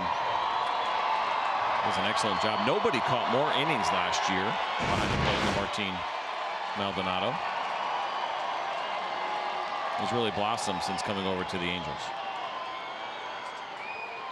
Wanted low, the 2-1 pitch, and it's a little bit high, but in there for a strike. You're right, the Maldonado story, one of the many success stories for Billy Epler, who is the general manager in Anaheim. He's done a great job. And this last offseason signed up into that extension, traded for Ian Kinsler, added Zach Cozart out of the free agent market, won the beauty pageant for Shohei Ohtani. Last year, traded Jet Bandy for Martin Maldonado, who ended up winning a Gold Glove. That's just good scouting. And you know, Maldonado was a guy who was a backup to Jonathan Lucroy all those years in Milwaukee, so he really wasn't getting the playing time. They saw something in him that they liked and looked at him as a potential starter. And at 30 years old, he really ran with the opportunity. He had never caught or played in more than 79 games until last year. 2-2. Andrews out to right field. Calhoun was way toward the line, but he'll circle in and make the catch. And that is out number 1. Boy, off the bat, that looked like that was destined for the alley. Instead, 1 away. So now Adrian Beltre takes on Garrett Richards tonight by AARP. Look at these numbers for Beltre against the Angels right-hander. 3 homers and 9 RBIs, most by any player against Garrett Richards. Good average, great on base plus slugging at over 900. Now you don't think Adrian would take that as a swipe at him? AARP for our 39-year-old third baseman. Ooh. I'm going to throw the AARP spot out there when Bartolo comes out of the bullpen as well. You're right, that's kind of rude. That is rude. Think about this, Bartolo will turn 45 in May. 45 years old is when, if you choose to, you can start collecting your major league pension. You can start as early as 45, and then you have to, I believe, start collecting by the time you're, it's either 62 or 65. This one gets away from Maldonado, but nobody moving.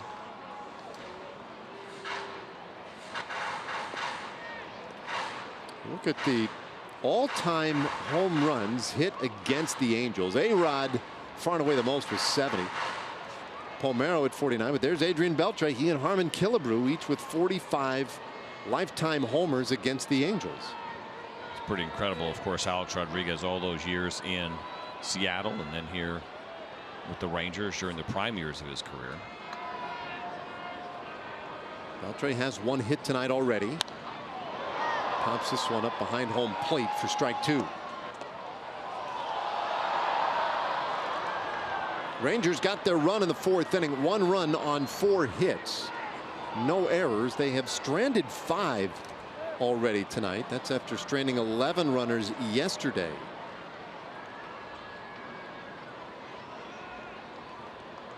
So they've had some opportunities early. They have another one right here. Chu walked to open the inning. He's at second. Profar, you see, with the small lead off first.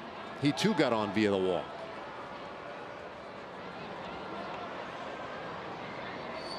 Here's the 1-2. One bounces.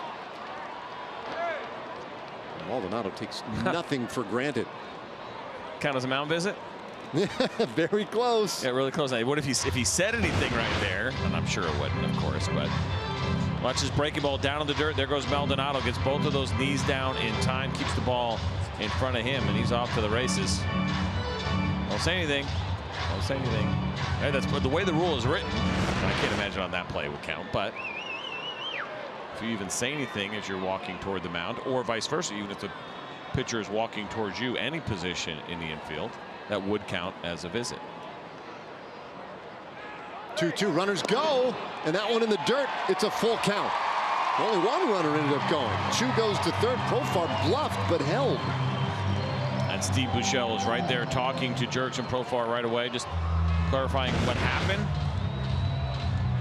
Another ball in the dirt, breaking ball, and Maldonado, hopefully, most likely wearing a cup. See the good jump there. First stolen base of the year for Chu.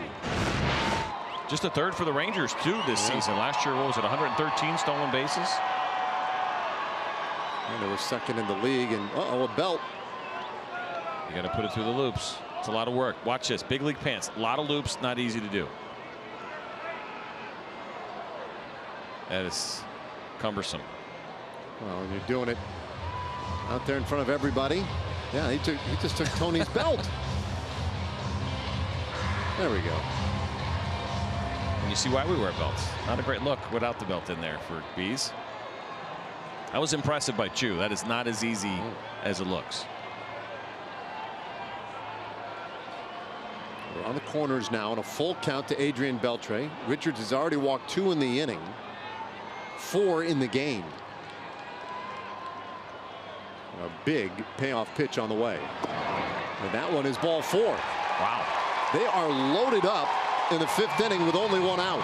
It's amazing after a 1-2 count, and Garrett Richards kept missing with the breaking pitch and missing pretty badly. And he did not want to challenge Adrian Beltre there with a fastball, and he walks him on another slider in the dirt. And with 2 lefties coming up, Mike Scioscia goes to his only lefty in the bullpen.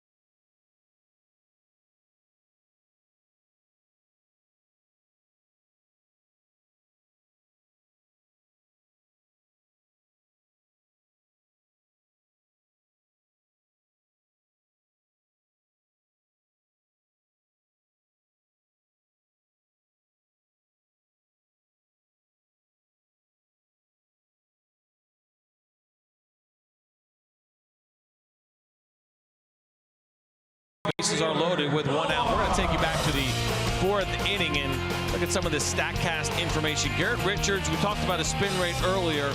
Nearly 2,800 RPMs on that fastball that was almost 97 miles an hour. But on the way out, over 103 miles per hour off the bat of Adrian Beltre as he smoked that ball right back up the middle. And a couple of walks here in the 5th inning, 3 of them to be exact. And Garrett Richards' night is over.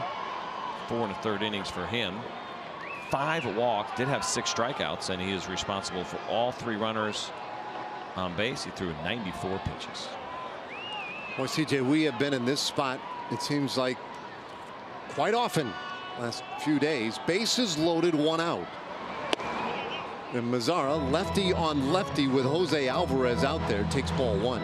Alvarez has yet to allow a hit to a lefty so far this season. Game number 6 for him, 4 1/3 innings, and he's done a nice job. Just a 133 batting average against. Fastball will sit at 91, slider at 82, curveball at 81. He's got a changeup as well. Sits around 80. Zara lifts this one high in the air, back of shortstop. Simmons got out there quickly. It's an infield fly. Now, wasn't it Andrelton Simmons? No, he must know. It was with the Braves. No, he must have. I can't remember if he was hitting. Remember that infield fly? It was about, what, 4 or 5 years ago, but that was against the Braves. Yep, in the whole season. Might have been hitting, but it was a little further than that. But I had Andrelton Simmons out there, and kind of brings back a memory of one of the more controversial infield fly rules we have ever seen. But that was a good call. Yes, that was an easy call right there. So now 2 away, and it's going to be up to Joey Gallo. So what'd you say, 3 at-bats yesterday with the bases loaded? Yep, 0 for 3 yesterday, 0 for 4 for the year, the Rangers. Now 0 for 5 there with that fly out. So this will be the 5th at-bat in the last 2 games with the bases loaded for the Rangers. Gallo 1 for 2 today with an RBI. He had a base hit in the 2nd and then reached on a fielder's choice. It scored the only Rangers run last inning. Stranded 2 runners last inning. They've left at least 1 runner on in every inning so far. Jose Alvarez trying to work out of a bases loaded jam. There's Chu at third base, got on via the walk. Profar at second, also on via the walk, and Beltre at first. Guess how he got on? Wow.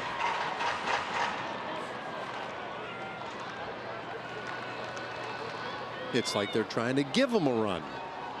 Well, let's hope the Rangers can take it right here. 1 ball, 1 strike to Gallo.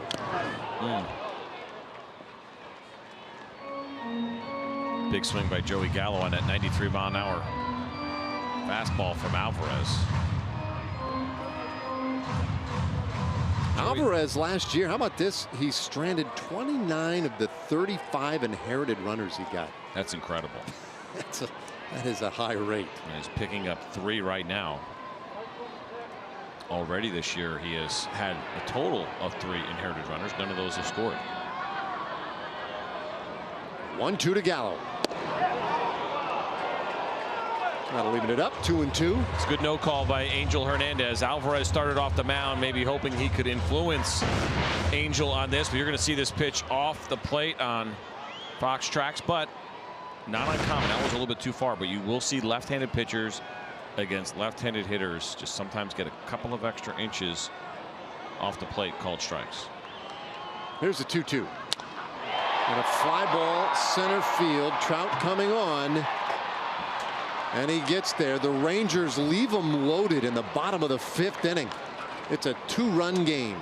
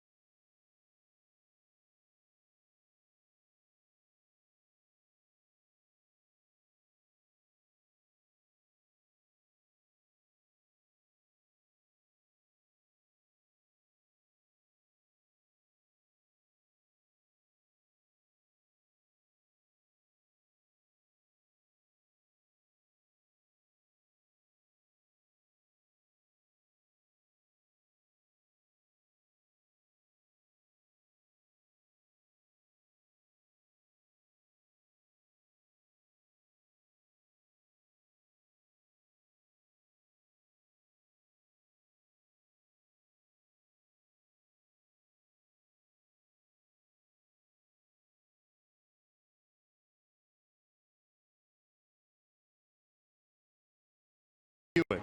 Visit your local Buick dealer today. Well, 5 innings in the books, a 3-1 score. And both starters are now out of the game as we go to the 6th inning. Pitcher first, the Rangers and Dr. Pepper teaming up to bring you savings. Bring a Dr. Pepper can to the box office or use the online coupon code Dr. Pepper and get your tickets starting at just $11. Go to TexasRangers.com/specials. Get your tickets for the remaining games of this series tomorrow and Wednesday. 2 more games against the Angels. Maybe even Shohei Ohtani. Alex Claudio is on here in the 6th. Game number 6 for Alex. He has yet to allow a walk. 4 strikeouts for him in those 6 1/3 innings. Doug Fister, a little surprised to see him out of the game. 5 innings, 6 hits, 3 runs. No walks for him either tonight. Calhoun, a little comebacker. Right to Claudio. Might lead the league in that category. And he retires the first hitter of the inning. It really is amazing how quickly Alex Claudio gets outs. Does he do a nice job knocking that ball down and throwing over to Joey Gallo. Take a look. He seems like he has a lot of assists here early on, right? I mean, a ton of them. And a lot of it has to do because of the style in which he pitches. A lot of ground balls. We know that the velocity will sit, mid to upper 80s. He's got the great changeup. And for a lefty, with the lower velocity, I think for a lot of hitters, they get out front, try to stay in the middle of the field. We saw the Astros have some success against Claudio going the other way. He had 4 hits in an inning against him. All of them were to right field. And he lives on the outside corner. You see right there where he tries to throw that breaking ball. He makes a living on that outside corner. And he fields his position well.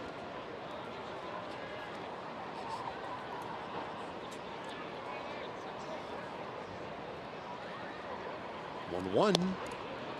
There's a strike. Last 6 games, how about these numbers for the Rangers bullpen? A 111 earned run average. That's a lot of work there. 24 1/3 innings in 6 games. They've done a nice job. A lot of guys throwing very well. Matt Bush has been good in his last couple, and Alex Claudio has been very good. Chris Martin has done an excellent job. First-year Ranger. You see Jake Diekman there standing behind Martin. Deke is throwing the ball well. Bartolo Colon had a nice 2 innings. That last game against the Blue Jays. This one hit over third. Maybe a broken bat for Simmons, but a base hit, his 2nd of the night. And now a word from our friends at Southwest Kia. We're so confident in our new car pricing that if I can't beat a new car Kia deal in Texas, I'm just going to give it to you. So Simmons with 2 singles today. That's sort of his mode in general. He takes over the American League lead in hits, passing Elvis Andrus with that last one. He has 17 hits for the year. Claudio gonna try and get him off the bases. Mentioned Claudio throwing well in his last couple of games, and we marveled at his efficiency, especially last year. Well, his last 2 outings, he's got an inning in each of them. Threw a total of 18 pitches. Floats that one a little bit in.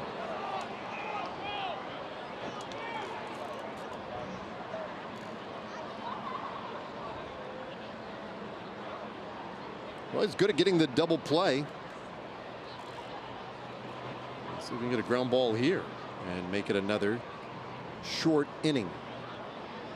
That was pretty good. 1-1 to Valbuena. Yeah, early on so far this season, 57% ground ball rate from Alex Claudio. He's already gotten 1 double play turn on the ground this year.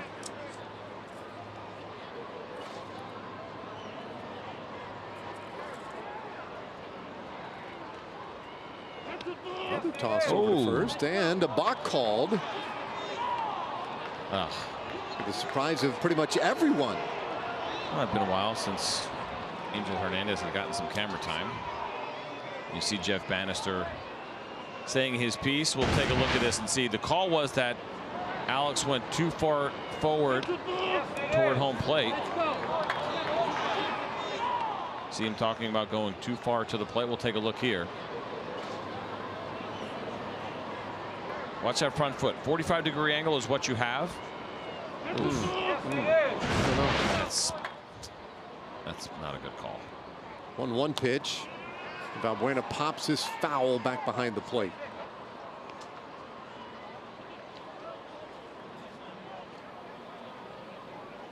Now you don't have to step directly to first base.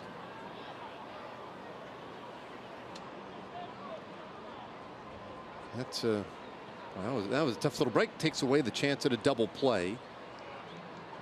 Now Valbuena 1 for 2, singled his last time up. Claudio's pitch fouled away again.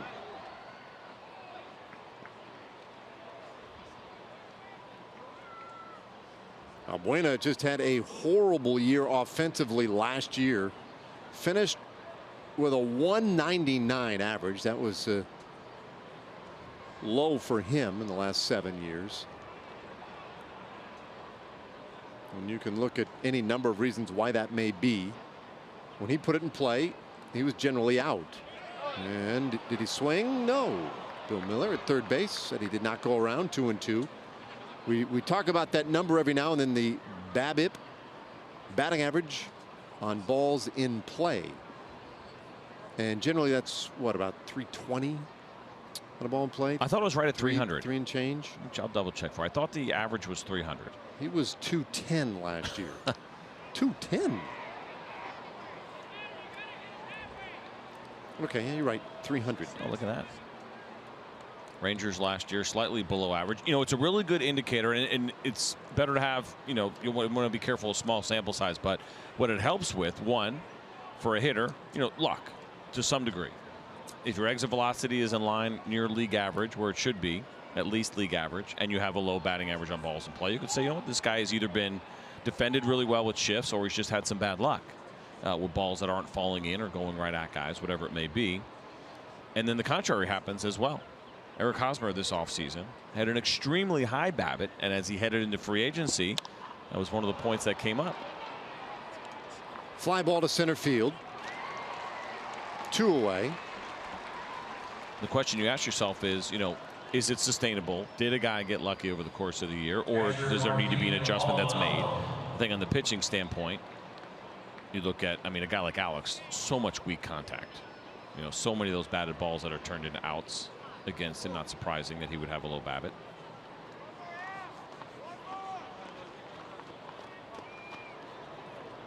I'm kind of curious if you looked at the league batting average on balls in play for the last, I don't know, let's call it 8 years.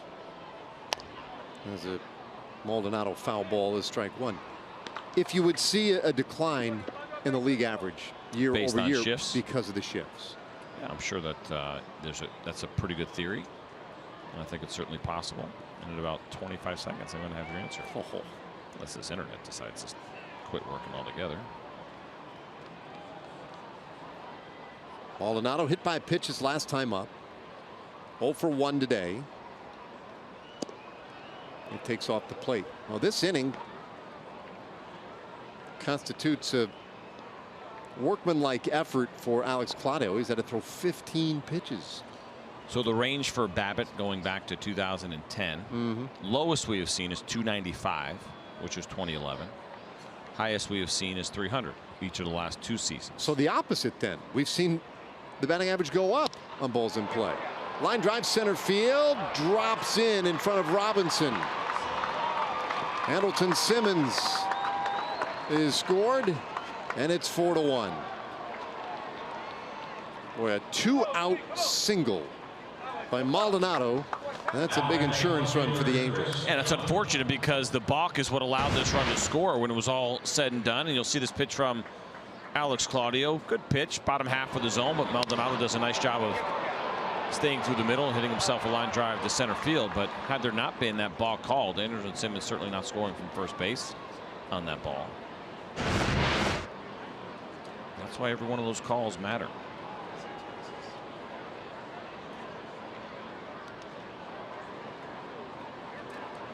So Mound visit.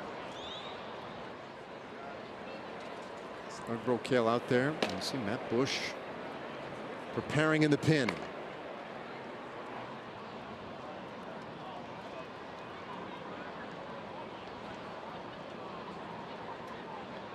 So 4 visits remaining for the Rangers, 3 for the Angels. Good time-honored tradition right there. Let's see if she gets an Akowski and what she does with it. If she throws it, you'll know. She throws a card, you know exactly what happened. What year are these from? Those look like fairly new They cards do. That's right a, there. so safe bet. That's what I'm saying. That would have been her question had she run across one of my cards. Why do I have a CJ Nikowski in here? So did you have your guy as a kid where like one card just kept popping up all the time?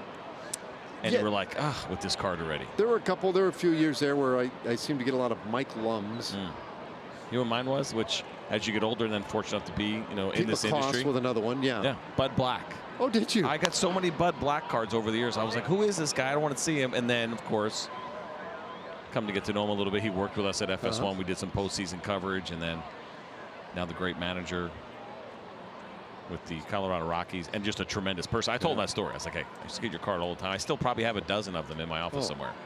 I said it would drive me crazy.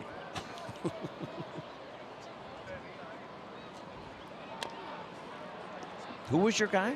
Mike Lum. How do you spell that? L-U-M. Oh. Yeah. Yep. Atlanta Braves.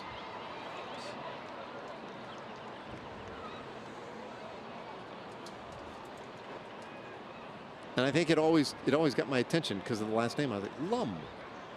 Not sure I've ever, this is when I was a kid, games weren't as ubiquitous as they are now. We didn't get to catch all the teams whenever we wanted. And I was pretty sure I've never seen Mike Lum.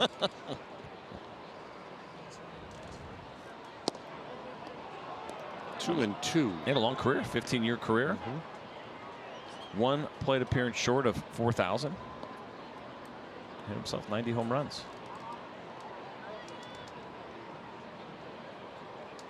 Yeah, kind of amazing, right? Guys like that you're like in that era. Never saw you play, never see you in the box score, and yet you had a heck of a long career. Young sneaks it inside the line at third, and then it takes a bad hop away from Rua. Throw him out. Here comes Maldonado, the third of the play. Got him! Maldonado immediately gesturing down to third, but he was out by a mile at home plate. We talked about the inning. We were talking about the Ryan Rua defense earlier. He made a nice play in the corner, and he comes up and makes a tremendous throw. One hop right to Robinson Chirinos, and here comes the tag. Ooh! So close, and Scioscia has asked him to review this one. Oh, it does look like the hand might have got in there. Man, you're right. The throw beat him for sure. Maldonado. Yeah, you saw Steve Buechele right there say, yeah, he was safe. Oh. Well, that's a shame. Great recovery by Rua. Nice job by Robinson Chirinos. Gets this ball on one hop, goes to make the tag, and then you see Maldonado just kind of make a shift. His ability to stop his left hand from going to home plate there is pretty impressive and not easy to do, especially for a big catcher coming around trying to score. And really nothing Robinson Chirinos would have done any different. That's just an athletic play by Maldonado.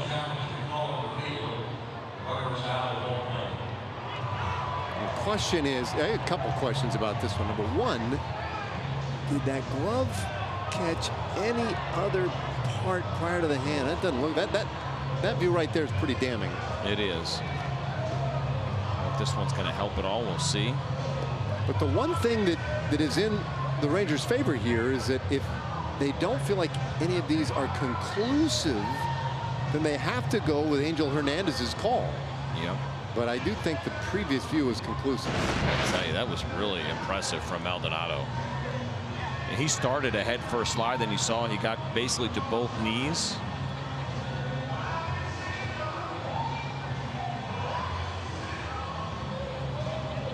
So in New York, it looks like they have come to a conclusion, and let's see what they say. Nope, safe. Bill Miller, our crew chief, says that run counts. Tough play. And here comes Jeff Bannister. Well, Maldonado, you probably should feel pretty good about yourself after that one. That was a pretty athletic slide by the big catcher. And that is all for Alex Claudio. A man on, 2 outs. Plays like these, you don't see him very often. They can be the difference in a ball game.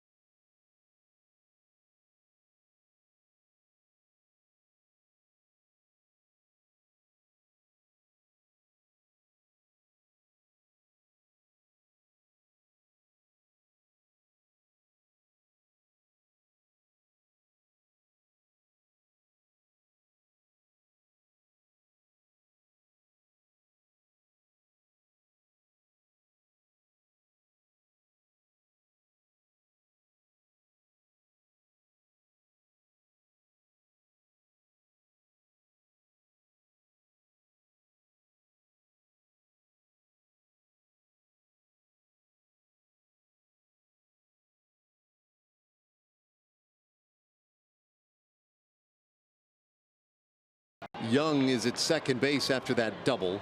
The lineup turns over for the Angels, and it forces a move to the bullpen. Here's Matt Bush. Game number 6 for Matt Bush. He has thrown the ball extremely well over his last couple of outings.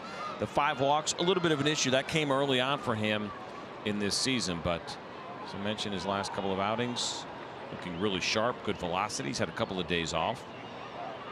Should be feeling pretty strong. He did throw 2 innings in his last outing, 26 pitches against the Blue Jays back on April 6th. So Zach Cozart, 1 for 3 in that leadoff spot tonight. He has scored a run. That was back in the first inning. The Angels got a run in the first, 2 in the fourth, 2 here in the 6th inning. And that one makes it 2-0.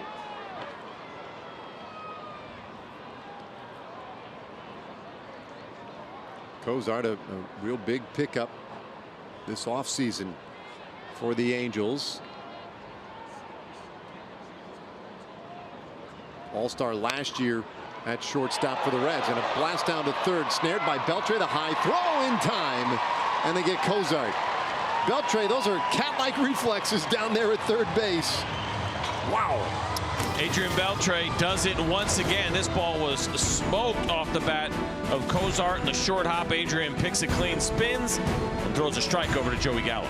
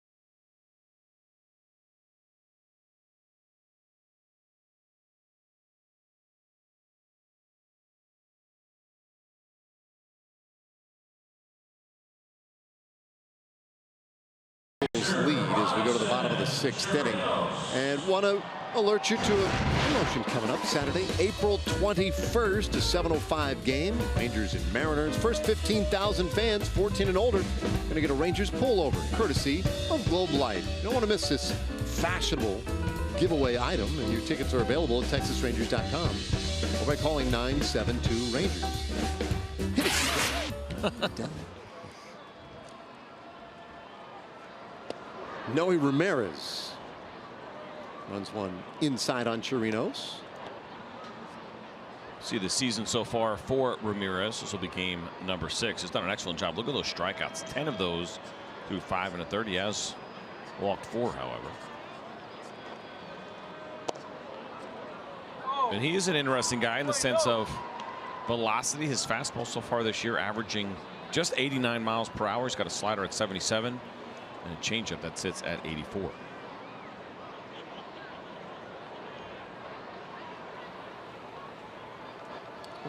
Used a lot lately by Scioscia.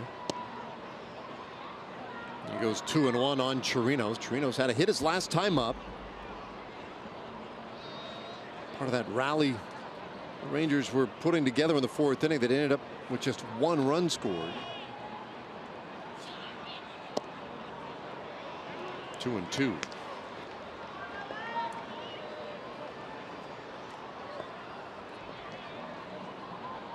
Ramirez, the 3rd pitcher of the night. Garrett Richards went 4 1/3. Walked 5, but managed to work around him. This ball hit well out to right field. Calhoun ranging back, and that one is over his head. Chirinos, who had a hit his last time up, a double here. And it's a 2-hit night for the Rangers catcher. Second double of the year for Robinson Chirinos. You see it right there, and it's good to see him get the swing going a little bit. Somewhat of a slow start for Chirinos, and this is not a bad pitch away from Ramirez, but a great job, great approach. Drives this ball the other way.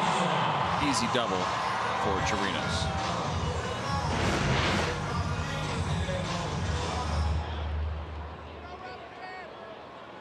See if the Rangers can get something going here in the 6th inning. They left the bases loaded last inning. Garrett Richards trying to give the Rangers some runs. Unfortunately, they could not take advantage of the 3 walks. Robinson takes one low. Drew is 0 for 2.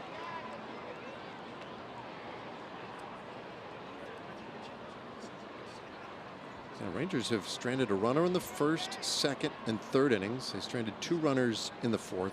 Left the bases loaded last inning.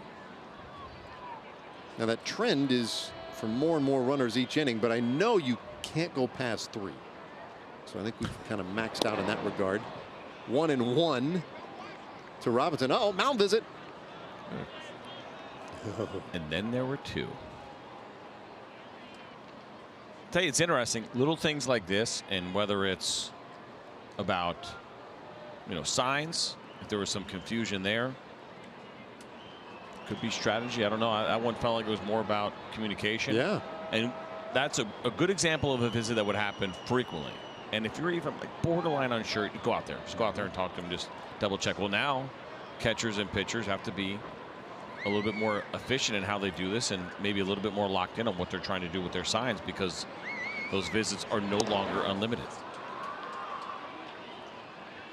1-2 the count on Robinson. Now I'm curious, are we going to see it this year? Will we see it?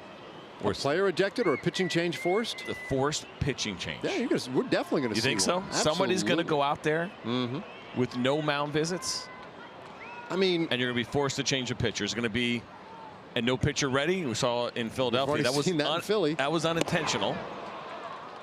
There's a strikeout of Robinson, 1 away here in the 6th inning. So you think we're going to see it? Yeah, because I don't. It's absolutely going to happen. There's going to be somebody in a heat of a moment who just forgets, is not paying attention. Like, I'm not so sure that anybody right now, or that everybody anyway, in an Angels uniform is aware of the fact they only have 2 visits left. Now, let me ask you this. Say there were 0. Maldonado gets up, starts walking out, and Mike Scioscia yells to him, no. Right. How far? Because I don't think that was really defined. It wasn't. It wasn't. You're right. And because the way it's written is that you'll get a warning from the umpire if you start going toward the pitcher, right? Where the umpire is going to let you know, and you'll take a look at the new mound visits rule here, but the umpire will let you know, no, you're out of timeouts, you're out of mound visits, you can't go. If you continue to go, correct, then the pitcher has to come out, and you're ejected for not listening to the umpire. Well, right?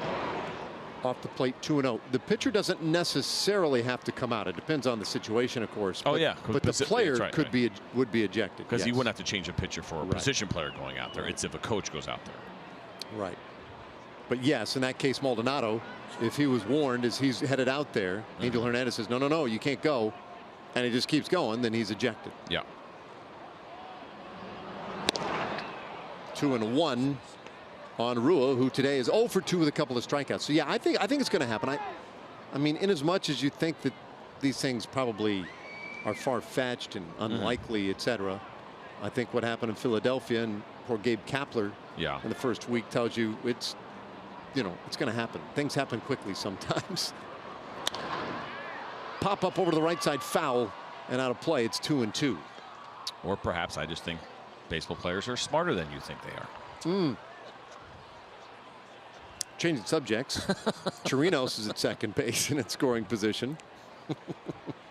I don't think it has anything to do with that. I just think you're right. Happens. The instinct, I'm sure it was talked about a lot in spring training, and just trying to change your habits. And listen, it happens with the slide rules when they change, right?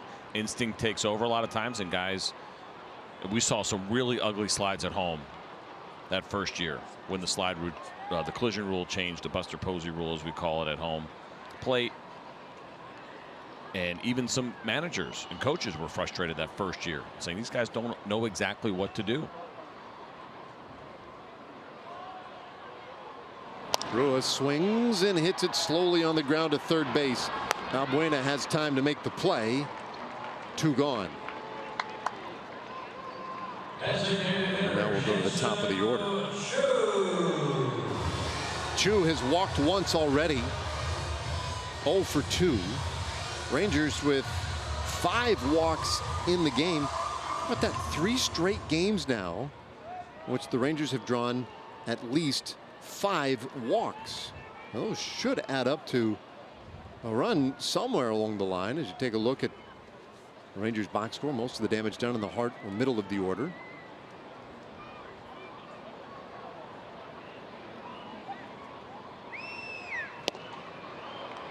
I think the walks certainly are encouraging for the Rangers. Of course, you'd like to see them be able to drive those runs in, and they've struggled a little bit with runners in scoring position so far this season. But for Anthony Iapoce, for Justin Mayshore, the assistant hitting coach here, of course, there's Iapoce, hitting coach. The philosophy, trying to take that macro view. Yeah, you're excited about what you're seeing.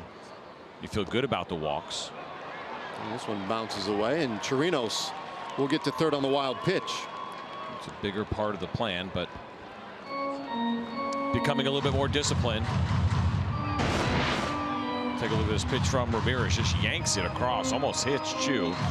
Maldonado tried to backhand it. Tough one to backhand when he was expecting a pitch away.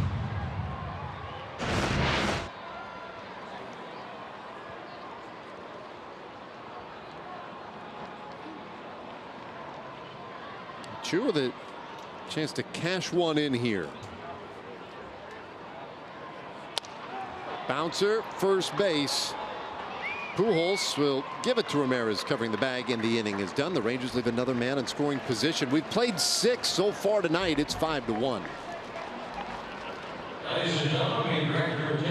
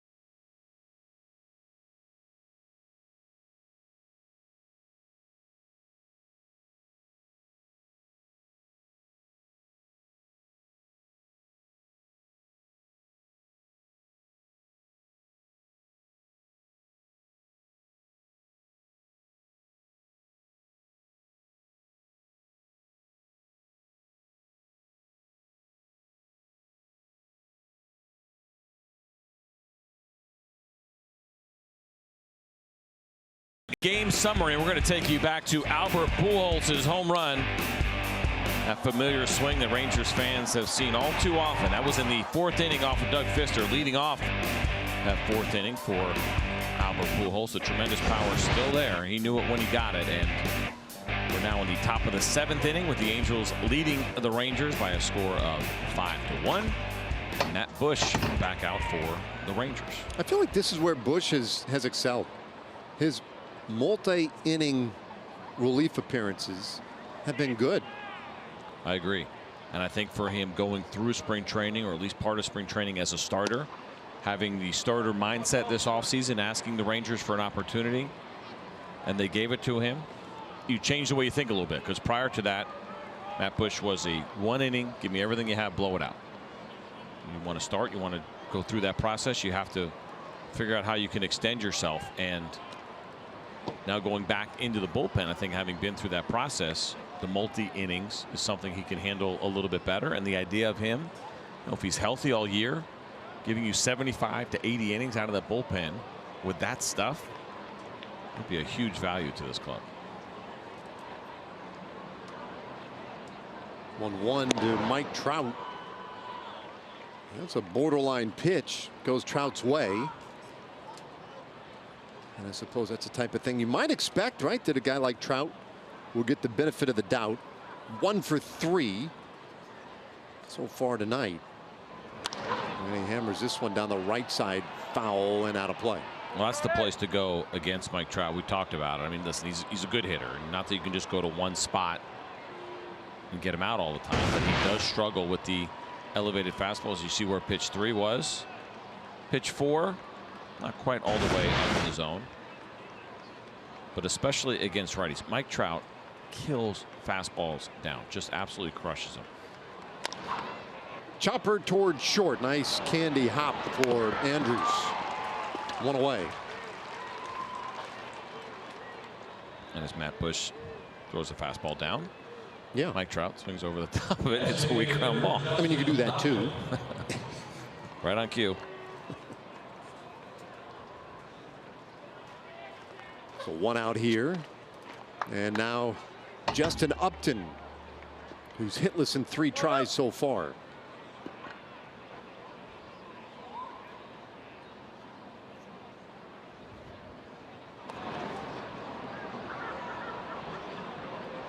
So I was looking back at some of the numbers for the Angels. You know, they've had such a tough time filling left field until they traded for Upton last year, and it seemed to solve so many problems. And he had an out of that contract after the year, and the Angels were aggressive in locking him up, gave him an extension. 1-1 the count, because they saw what he did. They knew that they needed to solve that issue, and he seemed like the right guy. So kudos to Billy Epler. Since 2013, Upton now has 151 home runs. I thought it was a good extension, right? You look at the market, what was out there, 5 years, $106 million. That'll take him through 2022. 30 years old right now, so it takes him through his age 34 season. I thought it was a wise play. You're right, though. The power has been there. It's consistent year in and year out for Justin Upton. Now, the difference for him is that he had been kind of a streaky guy at times. You know, high-powered, lots of strikeouts in there. He's going to swing and miss. But he was able to eliminate some of that streakiness. And the Angels saw it firsthand, and I think they made a wise decision. 2-2 the count. He fouls that one off. 2 holes. It's really amazing, right? You look at certain organizations, and there just seems to be an area or two in which they were consistent, having a hard time taking care of that. Through Baltimore Orioles rotation, right? Just seems like year in and year out, it's been a little bit of an issue. For the Angels, it was left field, that's solved, but it's also been left-handed relief. They really haven't had the guy, left-handed reliever, for years. Now Mike Sosa is a guy who's going to take best arms available. Sosa, rather, Upton strikes out. 2 away. Mike Sosa is a guy that would give me the better pitcher. If you're down to your last guy in camp who's going to bring camp, I mean, yeah, okay, well, this guy's left-handed. You watch 98 miles an hour go by Justin Upton, but this righty's better than this lefty. He'd rather have the righty. He'd rather have the guy that he's confident and feels good about. And so they really haven't had the dominant lefty here over the last few years, and maybe even longer than that.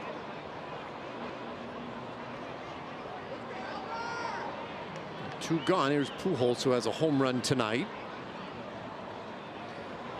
And Busch starts him off right down the middle with a fastball for strike one. Well, during that same stretch where Upton had 151 home runs, all the various guys, like 13 guys or whatever that they used in left field in Anaheim, had combined for 57. Oh boy. So a little difference in the type of production they can expect to get now from that spot than they have been getting. 0-2 on Pujols.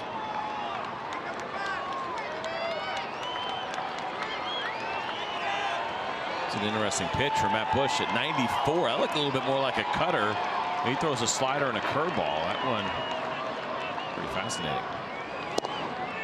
Now off the plate, but you know, a decent amount of heat here. All power stuff against Pujols. But that's not a straight four-seamer. I have to ask him about that. He may be manipulating some finger pressure there, just trying to get that ball to cut away. His slider usually sits around 90, 91. We've seen those last two pitches at 94 and 95. All right, the 1-2. That one lined out to center field. Robinson is there. It's a 1-2-3 for Busch. So another inning of work for Busch. Very sharp. Now for the Rangers, Profar, Andrews, Beltre coming up.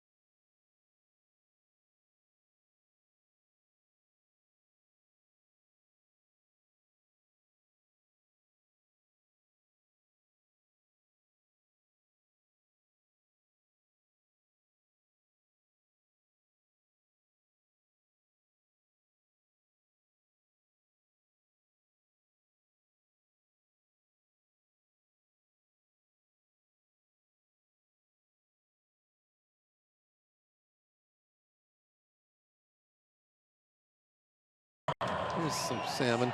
Fox Sports Southwest wants you to show your school spirit at a Texas Rangers game. Get discounted tickets for select games throughout the season, and fans will also get a free Rangers cap and school-specific colors. Go to TexasRangers.com/UDays for details. Days are backing it. Ah, there we go. You want this one? Something fishy going on here at Globe Life Park.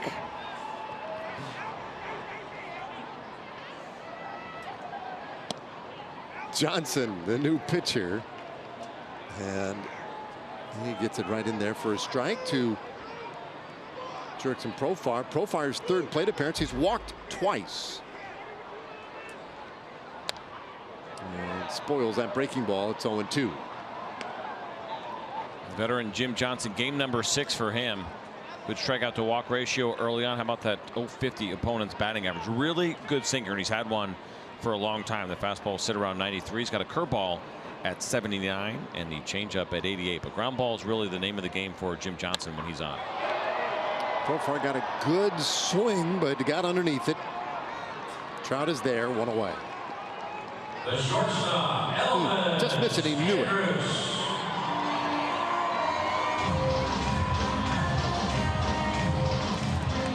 So now, Elvis Andrus.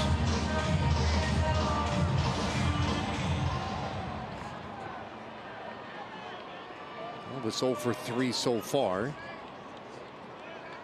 Came in with the most hits in Major League Baseball tonight, but has been since overtaken by the Angels shortstop, Andrelton Simmons. Johnson delivers low.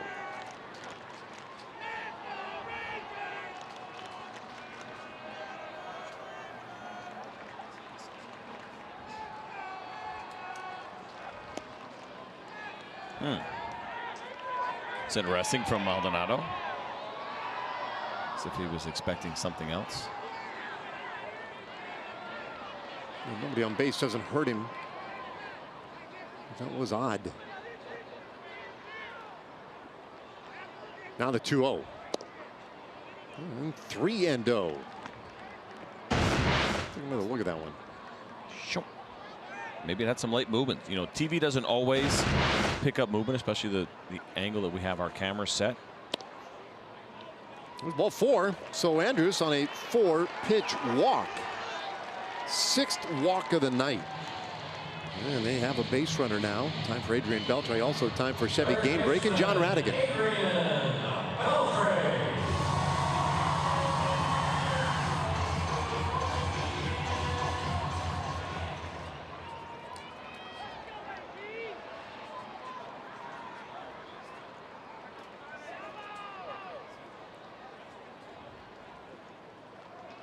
Thanks, John. Beltre takes one right down the middle for a strike. It's amazing. You think he could do it again? 3 Cy Young Awards for Max Scherzer, back to back. Here's the thing that's so crazy about that is he's doing it in a league with Clayton Kershaw. Yeah. That's just. It really is amazing. You're right. Those guys have dominated, and there's a lot of good pitching. And listen, in both leagues, but certainly the National League, a legitimate fight for that Cy Young Award among some studs. No balls, 2 strikes on Beltre. Some activity at the Rangers bullpen. Jake Diekman getting ready. We're in the bottom of the 7th. 5-1. It seems like the Rangers have been the one putting the pressure on all night, though. The 0-2 pitch. And there's strike 3 call. Beltre did not like it. And he's going to have a few words for Angel Hernandez on his way back to the dugout. I think Adrian has a legitimate beef here, especially just based on how this inning had gone so far. A little bit of movement there from Maldonado. Foxtrack certainly had it off plate. 2-seam fastball, tries to bring it back, but look at a little bit of movement at the end. And it's a nice job by Maldonado where it's soft and it's subtle. That movement also tells you that he didn't believe it was a strike, and that's why he did move his glove. If you thought it's a strike, you don't move your glove. 2 gone for Nomar Mazara now.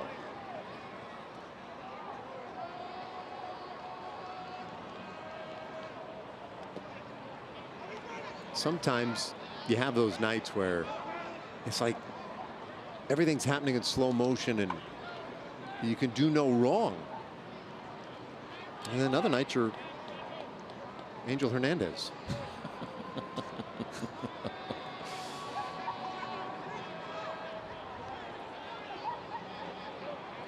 Mazara's 1 for 3. Say that a little jest, but he's had a couple that he might want back tonight. This one lined into left field, and that's a base hit. Andrus has to drop anchor at second, but 2 men on. And once again, the Rangers mounting a bit of a threat. A couple of good hits tonight from Nomar Mazara, and he does such a good job of using the entire field. You see that 2-seam fastball running away. He stays on it so well. Drives that ball to left, which makes the shifts that we see on him kind of surprising to some degree because he can do that and hit the ball the other way. But it seems like teams would still much rather have the 3 infielders on the right side and just have one on the left. But he can do that to you all day long. Now Gallo, and he hits one the other way into left field. That's a base hit. Andrus around third. They'll wave him to the plate, and he'll score without a throw. Gallo drives in the second run of the game. It's a 5-2 contest. And the tying run will get up. What did I say, May 15th before the singles pass the home runs?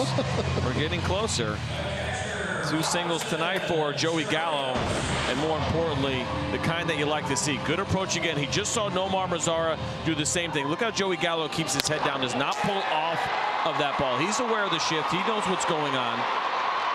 But he also knows that he's got a right-handed pitcher that likes to use 2-seam fastballs. We saw the same pitch that Nomar Mazara saw, and he did the same exact thing, drove it into left field. Chirinos has had a couple of real good swings tonight. Puts this one out to center field. Trout, though, has plenty of time to get underneath it. Inning is over. Rangers leave a couple, but they add a run. We'll go to the 8th inning. It's 5-2.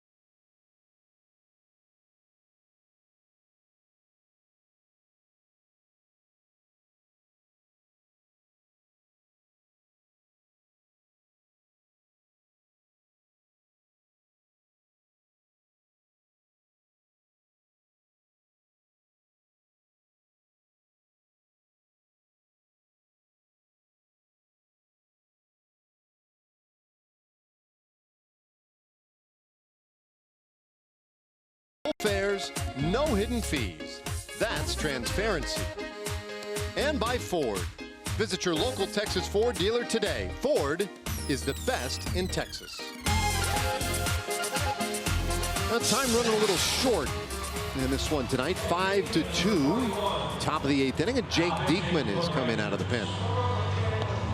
Diekman last year, a couple of games ago against the Toronto Blue Jays, threw an inning, 19 pitches in that game. This will be game number 5 for Jake. 4 strikeouts for him so far in 2 1/3, and just a 125 batting average against. He comes in on the heels of Matt Bush, who went an inning and a third. No hits, no runs, no walks, and a strikeout for Bush, so he did a nice job. This Ranger bullpen, we just showed those numbers a little bit earlier, but off to a nice start. Much different feel than a year ago, where the bullpen had really struggled, and of course Jake Diekman missed most of the season last year. And a lot of changes at closer throughout the year. Much different feel for Jeff Bannister. When he picks up that phone, makes the call, it's got to be a lot more confidence than he had a year ago. There it is, those last 6 games. Nearly 9 strikeouts per 9. Sparkling 1.11 ERA. Swinging a pop-up, third base. Beltre racing back as quickly as he can, with that one just foul.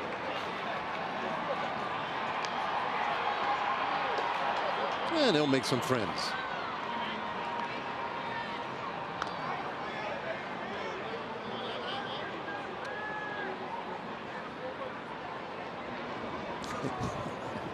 He makes friends wherever he goes.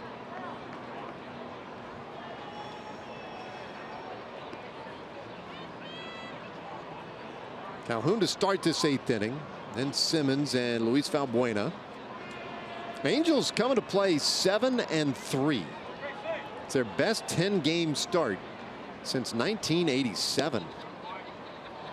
So they're playing some pretty good baseball and feeling very good about where they are right now. So interesting, I think, how people looked at the Angels. this offseason, especially after Ohtani, but also Cozart and Kinsler, and they kind of became everybody's favorite as a wild card pick. One might have broken Calhoun's bat, but it goes for a base hit into right field. Angels have the lead man on. Then spring training came, and Ohtani struggled, and a couple of guys are dealing with injuries now here early on, and kind of people started to back away from that a little bit, and then the season started, and they've gotten just off to an unbelievable start.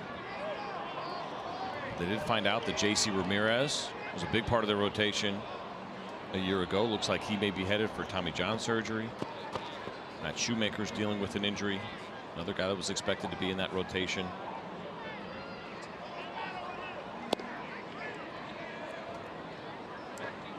First pitch to Simmons, misses for a ball. Yeah, that was pretty big news today. Romero's going to have Tommy John, I believe. You're looking at the wrong guy. That's JC Romero. He retired like 3 years ago. Bouncer, third base. Beltre with a backhand, and the throw pulled Gallo off again. And this time he couldn't quite get the tag on. Simmons is safe. We'll see how they score this one. That is an error.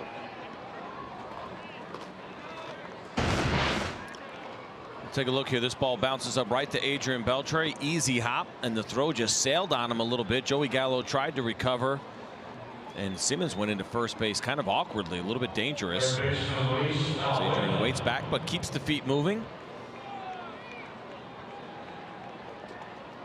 It does appear no tag happened there.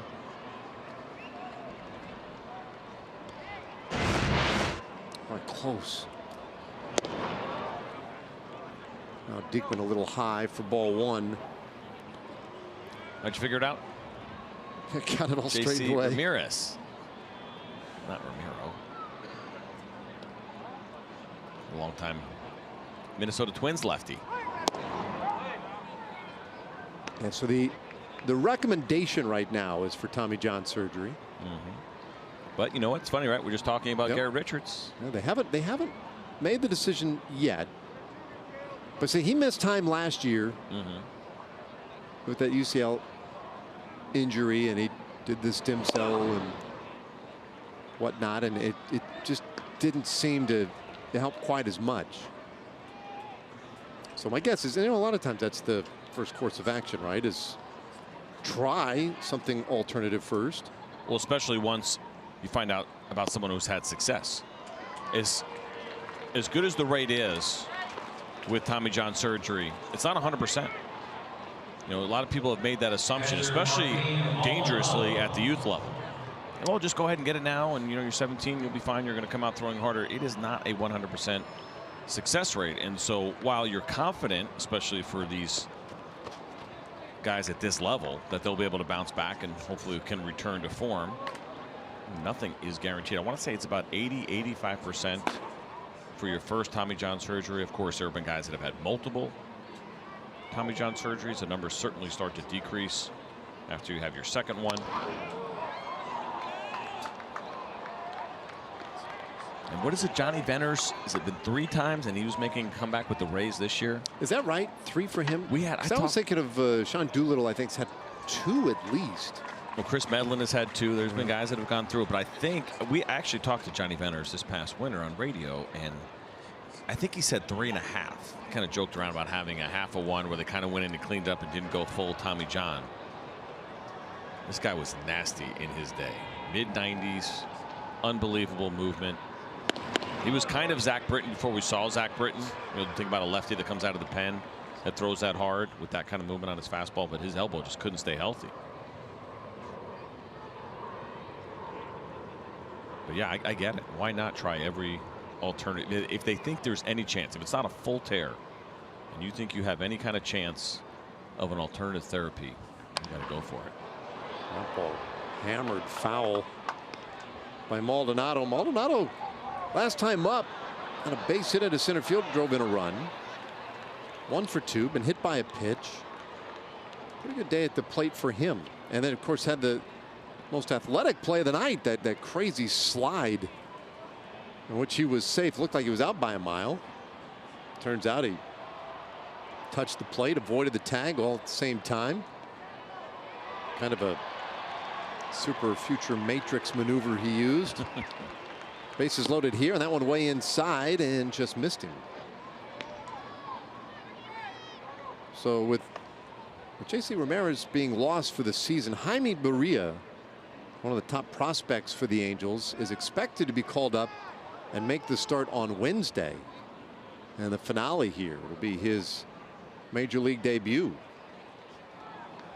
Maldonado lines this one into right field. That's a base hit. Calhoun is in. They go station to station. 6-2 Angels, and Diekman hasn't been able to retire a batter yet. Now the error, of course, hurt him. And here comes Jeff Bannister. Looks like Banny poised to make the move. I'm not sure he's signaled yet, but yes, he has. Here comes Jepsen.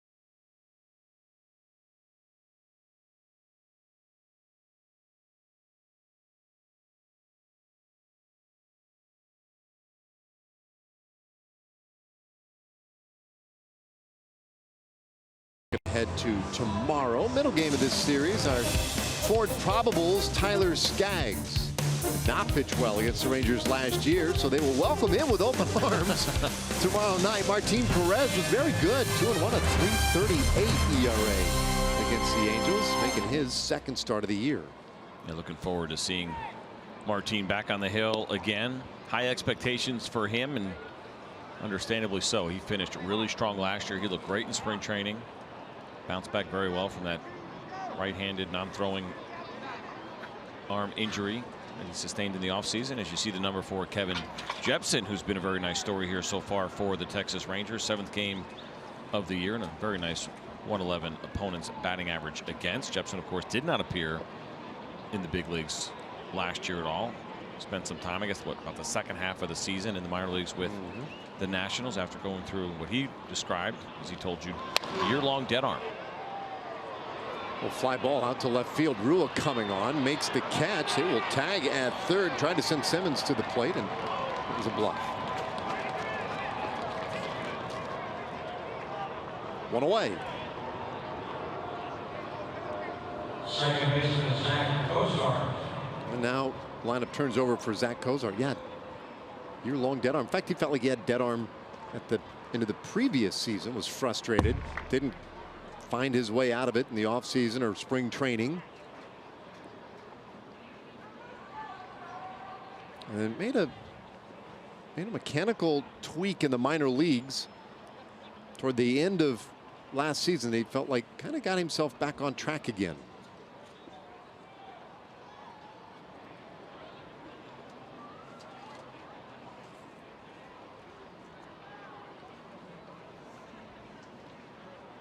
Well, important to get that first out. Now if we get one on the ground, that would be a big lift. Here's a strike.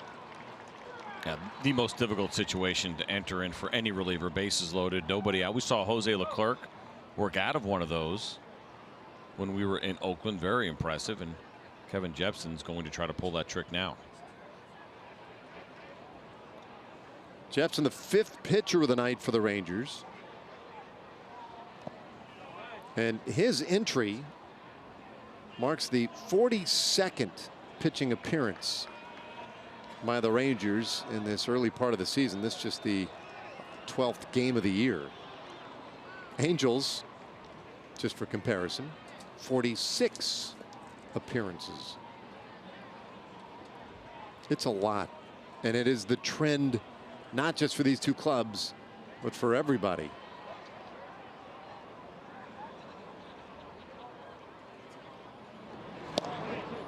It seems like the last decade or so, talking to hitters, they lay out a pretty compelling argument about why it's so much more difficult to hit today than it has ever been. The different guys you see, the increased velocities, etc., all the science that goes into it, the shifts. The same seems to be true for pitching, though. It's getting harder and harder for pitchers. Well, what it is, I think, is changing your plan a little bit and kind of what you were always taught and the fundamentals of pitching. And I always hear that phrase, when in doubt, down and away, as far as how you were going to use your pitches. But as guys are selling out, I guess, to some degree with 2 strikes, and the approach has changed and there's no more shortening up because there were ways that pitchers would counteract that. You have to change the way that you think a little bit and get away from your game. And up in the zone is a place that more and more pitchers can live. Ground ball through the right side to get Simmons to the plate, and they will stop everybody else. 7-2. Angels playing it somewhat conservatively in this 8th inning. They'll just keep chipping away.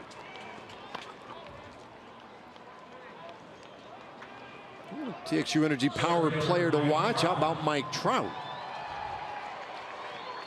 With the bases loaded, and nearly 400 average and 4 grand slams in his career.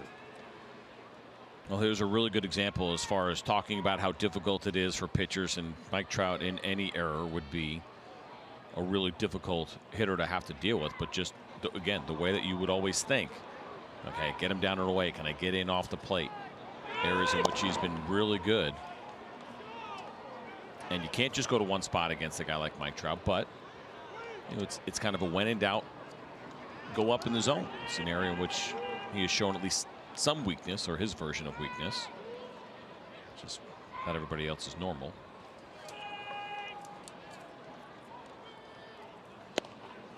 But going back to the beginning of last season against right-handers and against their fastballs, up in the zone, up and in, just a 111 batting average against. In contrast, throw that same pitch down and over the middle.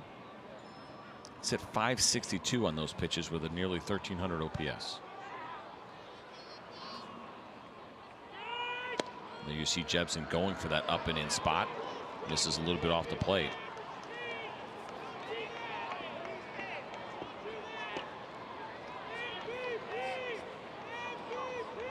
Three and 0 the count. Well, that's a tough spot right here for Jepsen. Bases loaded, 1 out. Most dangerous hitter maybe on the planet. And he walks him. 8-2 Angels.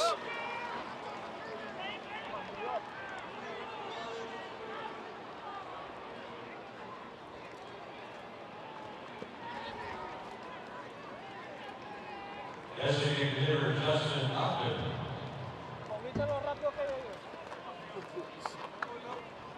So now Upton, who is 0 for 4 with 3 strikeouts.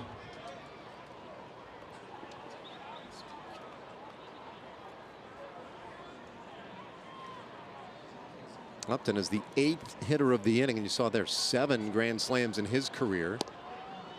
Jepsen gets ahead of him with strike 1.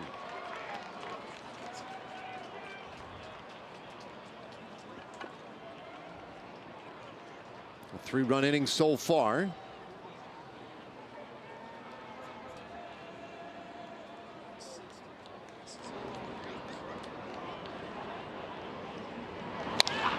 Bouncer shortstop could be 2. Andrews to second, 1.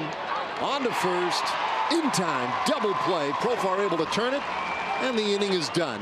But the Angels scratch out 3 more. We head to the last of the 8th inning. It's 8-2.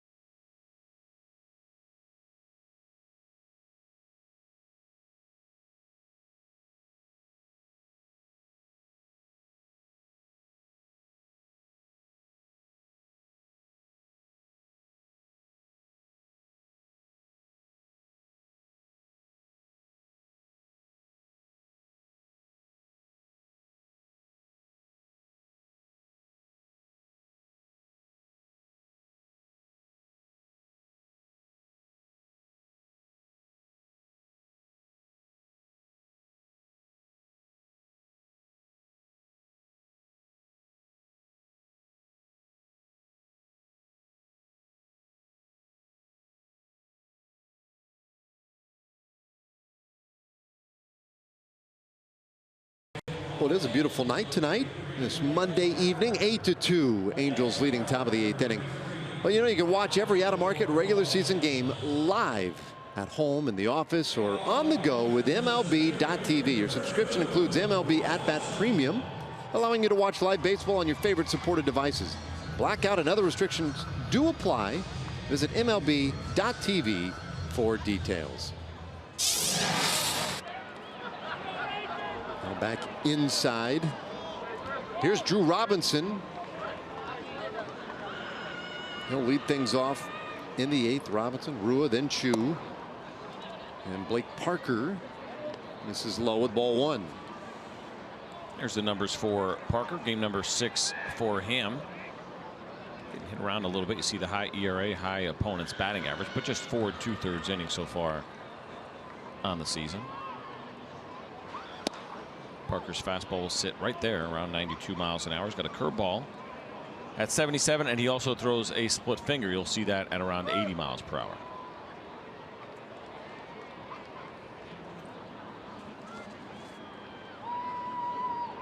Robinson looking for his first hit of the night. He bounces this one to the ground to second base. Cozart right there. One away.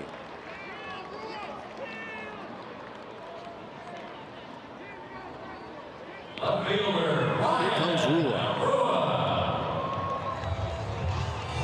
So this is the opener of this 3-game series with the Angels.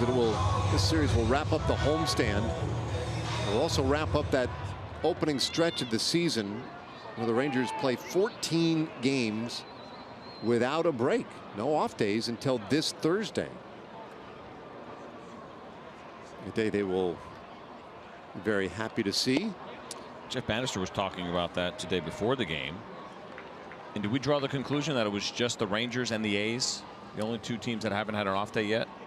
Yeah, the A's to date were playing right on par with the Rangers. I think they might have had, did they have today off? It's a ball that bounces up to the plate. They did have today off. Yeah, They're not playing. Yeah, so the A's had the first 11 games of the season. And here you look at what's forthcoming for the Rangers. 2 more in this series. Then it's off to Houston and Tampa. Back home for the Mariners and the A's, and then to Canada toward the end of the month. Bring your passport. 1-1 pitch. Foul back, strike 2. I never leave home without it, and I always make sure it hasn't expired. That's good. I love your attention to detail. Sure there's no holes punched in it.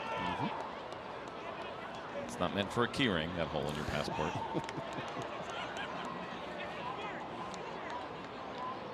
Rua 0 for 3 tonight.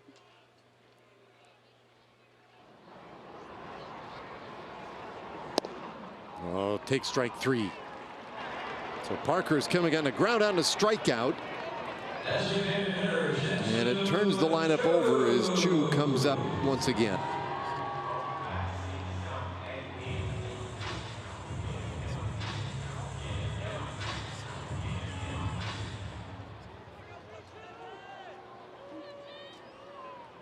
So when this season started, let's go back a year actually, CJ.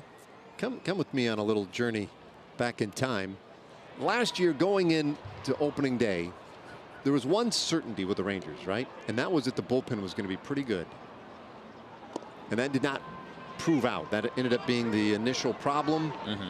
And things sort of spiraled from there. That series against the Indians, and a lot of frustration would then ensue. This year, going into the regular season, okay, well, we're hoping for a bounce back from the bullpen. Who knows with the rotation, you know, a lot of unknowns, a lot of new faces. Good, you know, there could be some good there. The one thing we knew, well, this lineup's going to be okay. This lineup's pretty good. There's a lot of thump in there. There's some on base. It's going to be good. They're going to score some runs. And I would say that the thing that stands out to me this first dozen games is a little bit of offensive frustration. I think it's fair to say, you know, the big one, of course, is there have been those struggles when the opportunities have come for the Rangers. The ability to drive those runners when they're in scoring position home has been a little bit of an issue. There have been some good things that have happened offensively, but maybe not to the level that we thought early on. And we kind of wondered a little bit, would they be slugging? Is that what we would see a lot of? And, you know, maybe trying to outslug some teams, but bullpen has been very good. Some nice things happening in the rotation as well.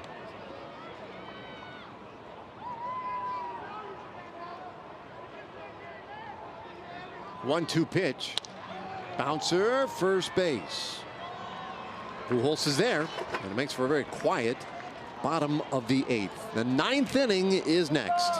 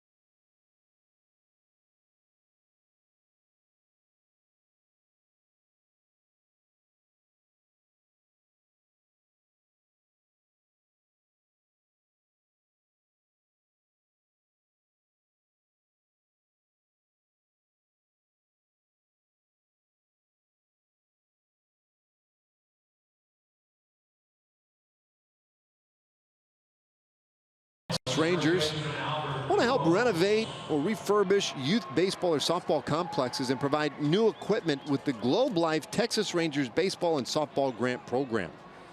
Eligible organizations in Texas, Oklahoma, New Mexico, Arkansas, and Louisiana can apply at texasrangers.com/grants, but those applications are due by June 30th. Get those in. The Rangers and Globe Life want to help. And those kids, hey, look, all kids, they need a place, a good field to play on. Yeah, I love that they're doing this. And it's funny, you drive around town or whatever city you're in, even when we're on the road, you notice some older rundown ballparks and you kind of wonder about getting those things back up and running again. And the Rangers doing a nice job to be a part of that in the community. First pitch swinging. And Pujols dumps one out in left field for a hit, his second of the night. Right fielder Cole Calhoun.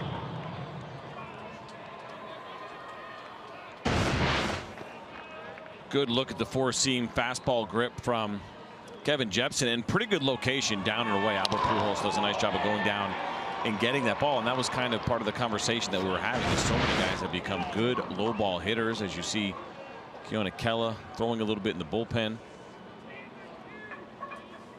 And not that, again, Albert Pujols is a guy you got to be careful with. It's in and out. He's mixing speeds. He's just such a good hitter. But I think what you're seeing, part of that trend is, you know, I mentioned it earlier, big swings all the time, regardless of count. But just also the ability of the modern player to be able to get to what we would call a good pitcher's pitch. I mean, we know the velocities are there. These are live. Guys are throwing harder than ever. These hitters have gotten really good. Pujols no threat to go anywhere. And the pitch in the dirt, 1-1 to Cole Calhoun. We saw Kela up, and you may be wondering, you know, why would he be up? Scheduled to be the closer this year. It's an 8-2 game with the Rangers trailing right now. Kela hasn't thrown in 3 days, so part of that could be getting some work, but based on kind of the body language there, he might be going along a little bit. I think there's a chance he could get in this game just to get a little bit of work and keep him sharp. He had the first 3 days of the season off where he didn't get in a game, and I tell you, relievers don't like going very long without having that game adrenaline. And it's always tricky with your closer because you want to be careful if you're all of a sudden you find yourself in 4 games in a row in which, you know, there's save situations. You don't want to have wasted your closer and burned him out on a game which was not close. It's all part of managing the bullpen. And it is not an exact science. Well, and especially as much as bullpens are used today, it is a tougher and tougher gig. Like you say, trying to keep guys, especially the closer. If you're going to treat somebody as a closer, then it really adds that degree of difficulty. Like you say, you know, you haven't thrown in a few days. Well, I'll get you in today. And ruh-roh. Now I need 3 in a row, 4 in a row. Now what? And the other part of that, getting that work in, is you can't let them go too long either. Right? If for some reason it doesn't go well, how many times have we seen closers struggle in non-save situations? And okay, you want him to get his work in, and 15 pitches, and he's only gotten an out or 2, and there's some guys on base, and you don't want to waste any more pitches. Now the Rangers do have Thursday off, as we showed you that schedule. Then the following Thursday is also off, so that helps a little bit. And so, okay, well, worst case scenario, Kela would throw 3 days in a row, which certainly he could handle.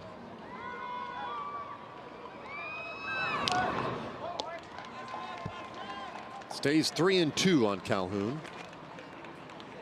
Has a hit today, rather 2 hits today in 4 tries. Angels offense has gotten off to a real good start. The 8 runs here tonight for them. If they had come in with 60 runs scored in their first 10 games, leading the American League in runs scored, had 17 home runs, most in the league. Bouncer back of first. Gallo backs up on it, goes to the bag himself. Calhoun is out, 1 away. But the runner, Pujols, does advance to second. Shortstop Andrelton Simmons. Brings up Andrelton Simmons. So with pretty much no chance of a double play, it does look like Jeff Bannister will let Jepsen face at least one more hitter, and that's that part of, you know, trying to play it safe. It's okay, well, if he gets Andrelton Simmons out, then do you let Kela come in and hopefully just maybe face one hitter? Like getting that adrenaline up a little bit, even though maybe it wouldn't feel like a, you know, high leverage situation. You still get that game adrenaline. Now, pitchers always talk about how when the phone rings in the bullpen, the heart jumps, starts beating. Of course, then they call your name, you start warming up, and that heart's just thumping through the chest. That's not enough? It's not. You want to be in the game. You want to be competing a little bit. I think it's something about the competitive juices. And that all that's absolutely true. But you do get through those times, too, where if the bullpen's been a little bit worn out, or you're in these games where the other team is just crushing every pitcher that goes out there, you know, one of those 15-2 games, and then the phone rings, it has a little bit of the opposite feeling. Kind of looking around at each other like, oh, please don't be me. Don't answer it. Don't answer it. Yeah, those nights if you don't as well. make eye contact, maybe they won't notice you. Exactly. I don't know. I don't think he's down here. I don't know where he is. Ground ball, third base. Belcher with a good backhand. Sets up, fires across the diamond, and a real nice stretch by Gallo. Simmons is out, 2 away. And here comes Jeff Bannister, so it looks like he's going to give Keller that opportunity with 2 outs in the 9th inning to get that heart rate up just a little bit. So Jepson will leave with a man at second base in an 8-2 game.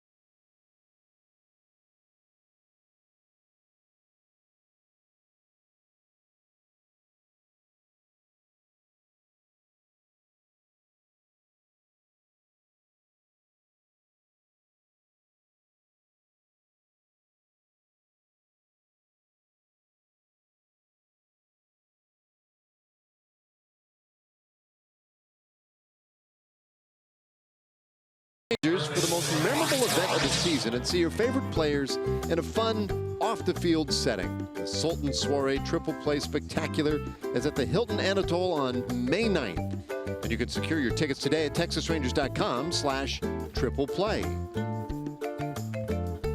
Always a fun night. How relaxing is that music? Very. Just slows the heartbeat down a little bit.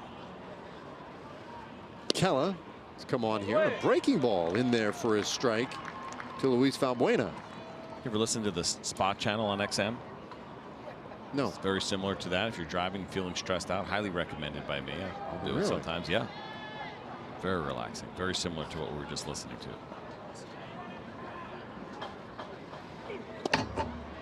So what channel would that be? I don't know the number. I have it saved on my presets. The Spa channel? Yep, that's what they call it. All instrumental? Does not come with any massages or anything like that. Yeah. Fastball, good one right in there. Strike 2 on Valbuena. We were talking about Jurickson Profar and kind of the big expectations we have for him. Martin Perez will put Keller in that category as well, and expectations that he has set on himself. Certainly very excited to be put into that closer role, and you can see why. Strikeout of Valbuena. Got the heart rate up and got a very quick strikeout to end it, and now the last chance for the Rangers coming up.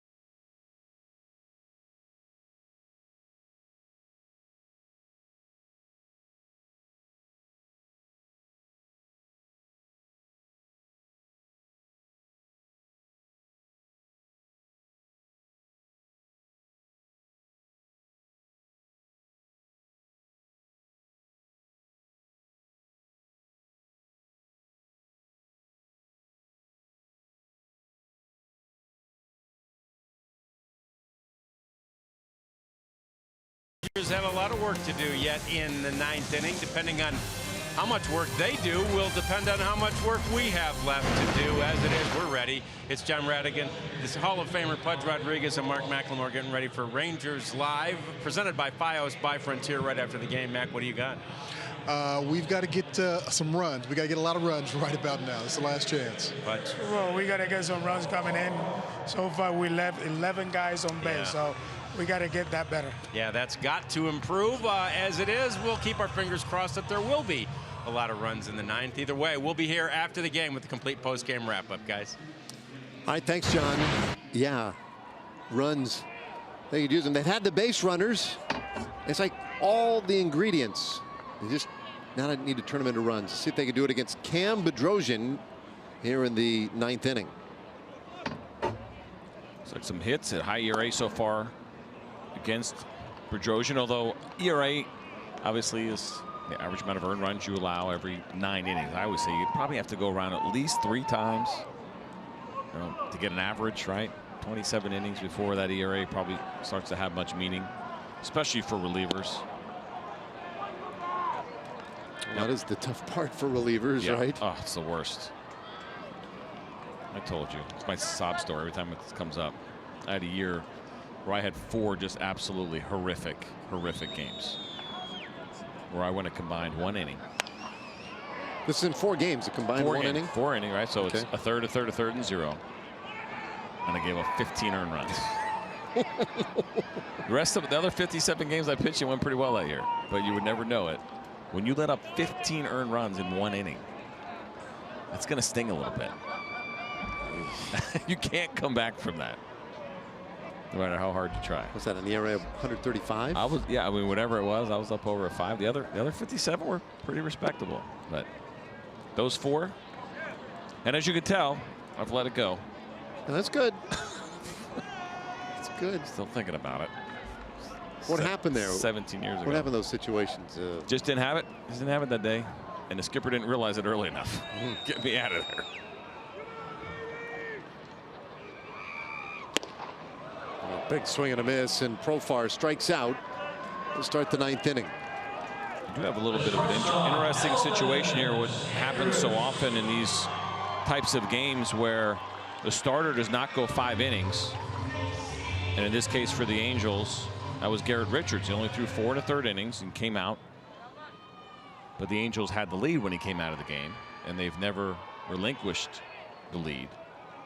And so what that means is, if the Angels were to hold on and win this game, the win goes to whoever the scorer decides most deserves it. Scorer's discretion on who gets the W. Yes, and he's going to decide to give it to Jose Alvarez. So Jose Alvarez certainly does appear to be the leader in the clubhouse. He finished off that 5th inning when the game was still, what, 3-1 at the time. Much closer game. This ball hit a ton out to left field, carrying well, and it is gone. Elvis Andrus with a home run, his 2nd of the season. Timing is everything. Of course, and Elvis Andrus wants nothing to do with the conversation about what reliever might get the win for the Angels, as he absolutely hammers this ball to left center field off of Bedrosian, and the great offense of Elvis Andrus continues here in 2018. Looked like a 2-seam fastball grip. Stayed up in the zone. And really has been amazing to watch Elvis hit as well as he has, especially going back to the beginning of last year with his ability to use the entire field, drive the ball the other way. We've seen a bunch of that, but then also showing off the power in a big way. Here's a really nice look at it right here. That's our view. And an absolute no doubter as Chris Young just watches that ball sail over the left field wall. Great play by that young lady out there. Beltre shoots it foul. It's 0-2. How about this right here? Got a call for it. Do it! Oh, love that. And look at the reaction. That is fantastic. Wow. Oh, that is awesome. Oh, that smile is priceless. You're talking about that rush of adrenaline at the end of the game. Wonder what time she'll fall asleep tonight. I mean, listen, man, it doesn't look so excited. It doesn't get any better than that. And that is a story for life. She will tell that story for the rest of her life. That's really cool. I might tell that story for the rest of my life. Nice job, young lady. That's awesome.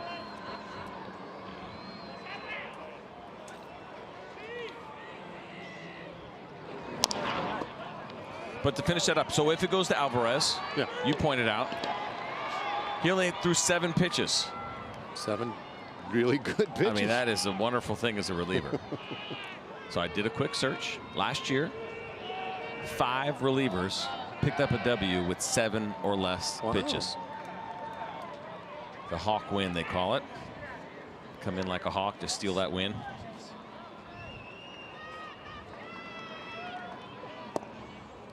Two and 2 to Beltre. But I'd much rather see Bedrosian get a loss than Alvarez get the win. So let's see what the Rangers can do here with 1 out in the 9th.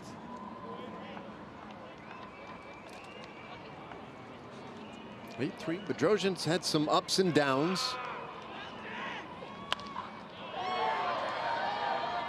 Beltre battling. Last year, Bedrosian was set to be the closer for this Angels team, but it did not work out for him.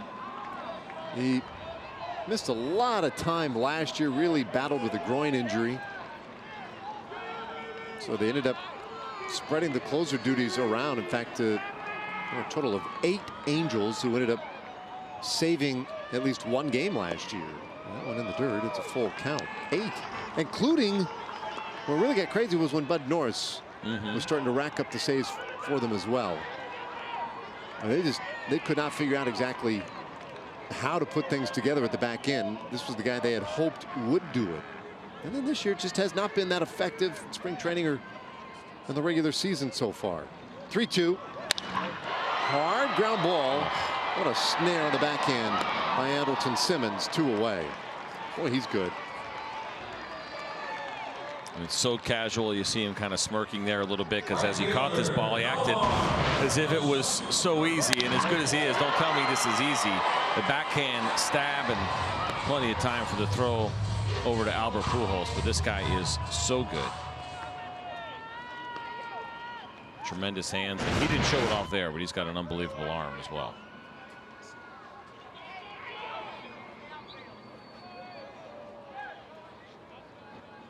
Two gone, last chance now for the Rangers. Nomar Mazara has a couple of hits tonight.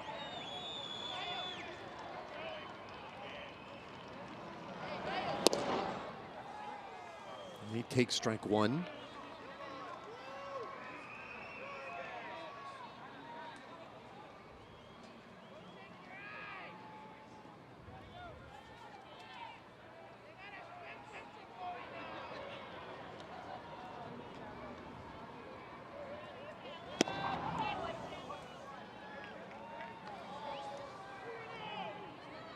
Well, we already mentioned tomorrow Martin Perez make his 2nd start. He looked pretty good in his first time out. And we'll see Tyler Skaggs for the Angels. Chopper 3rd, hung up there for a little while, but Valbuena with time to get it across the diamond, and this one is over. Rangers had opportunities but lose 8-3. John Radigan, Mark McLemore, Pudge, they'll be back here in a moment to go over some of those opportunities that went to the wayside. Also have all the player reaction and analysis. For CJ Nikowski and Emily Jones, I'm Dave Raymond, inviting you to stay with us. Our coverage of Rangers baseball continues right after this.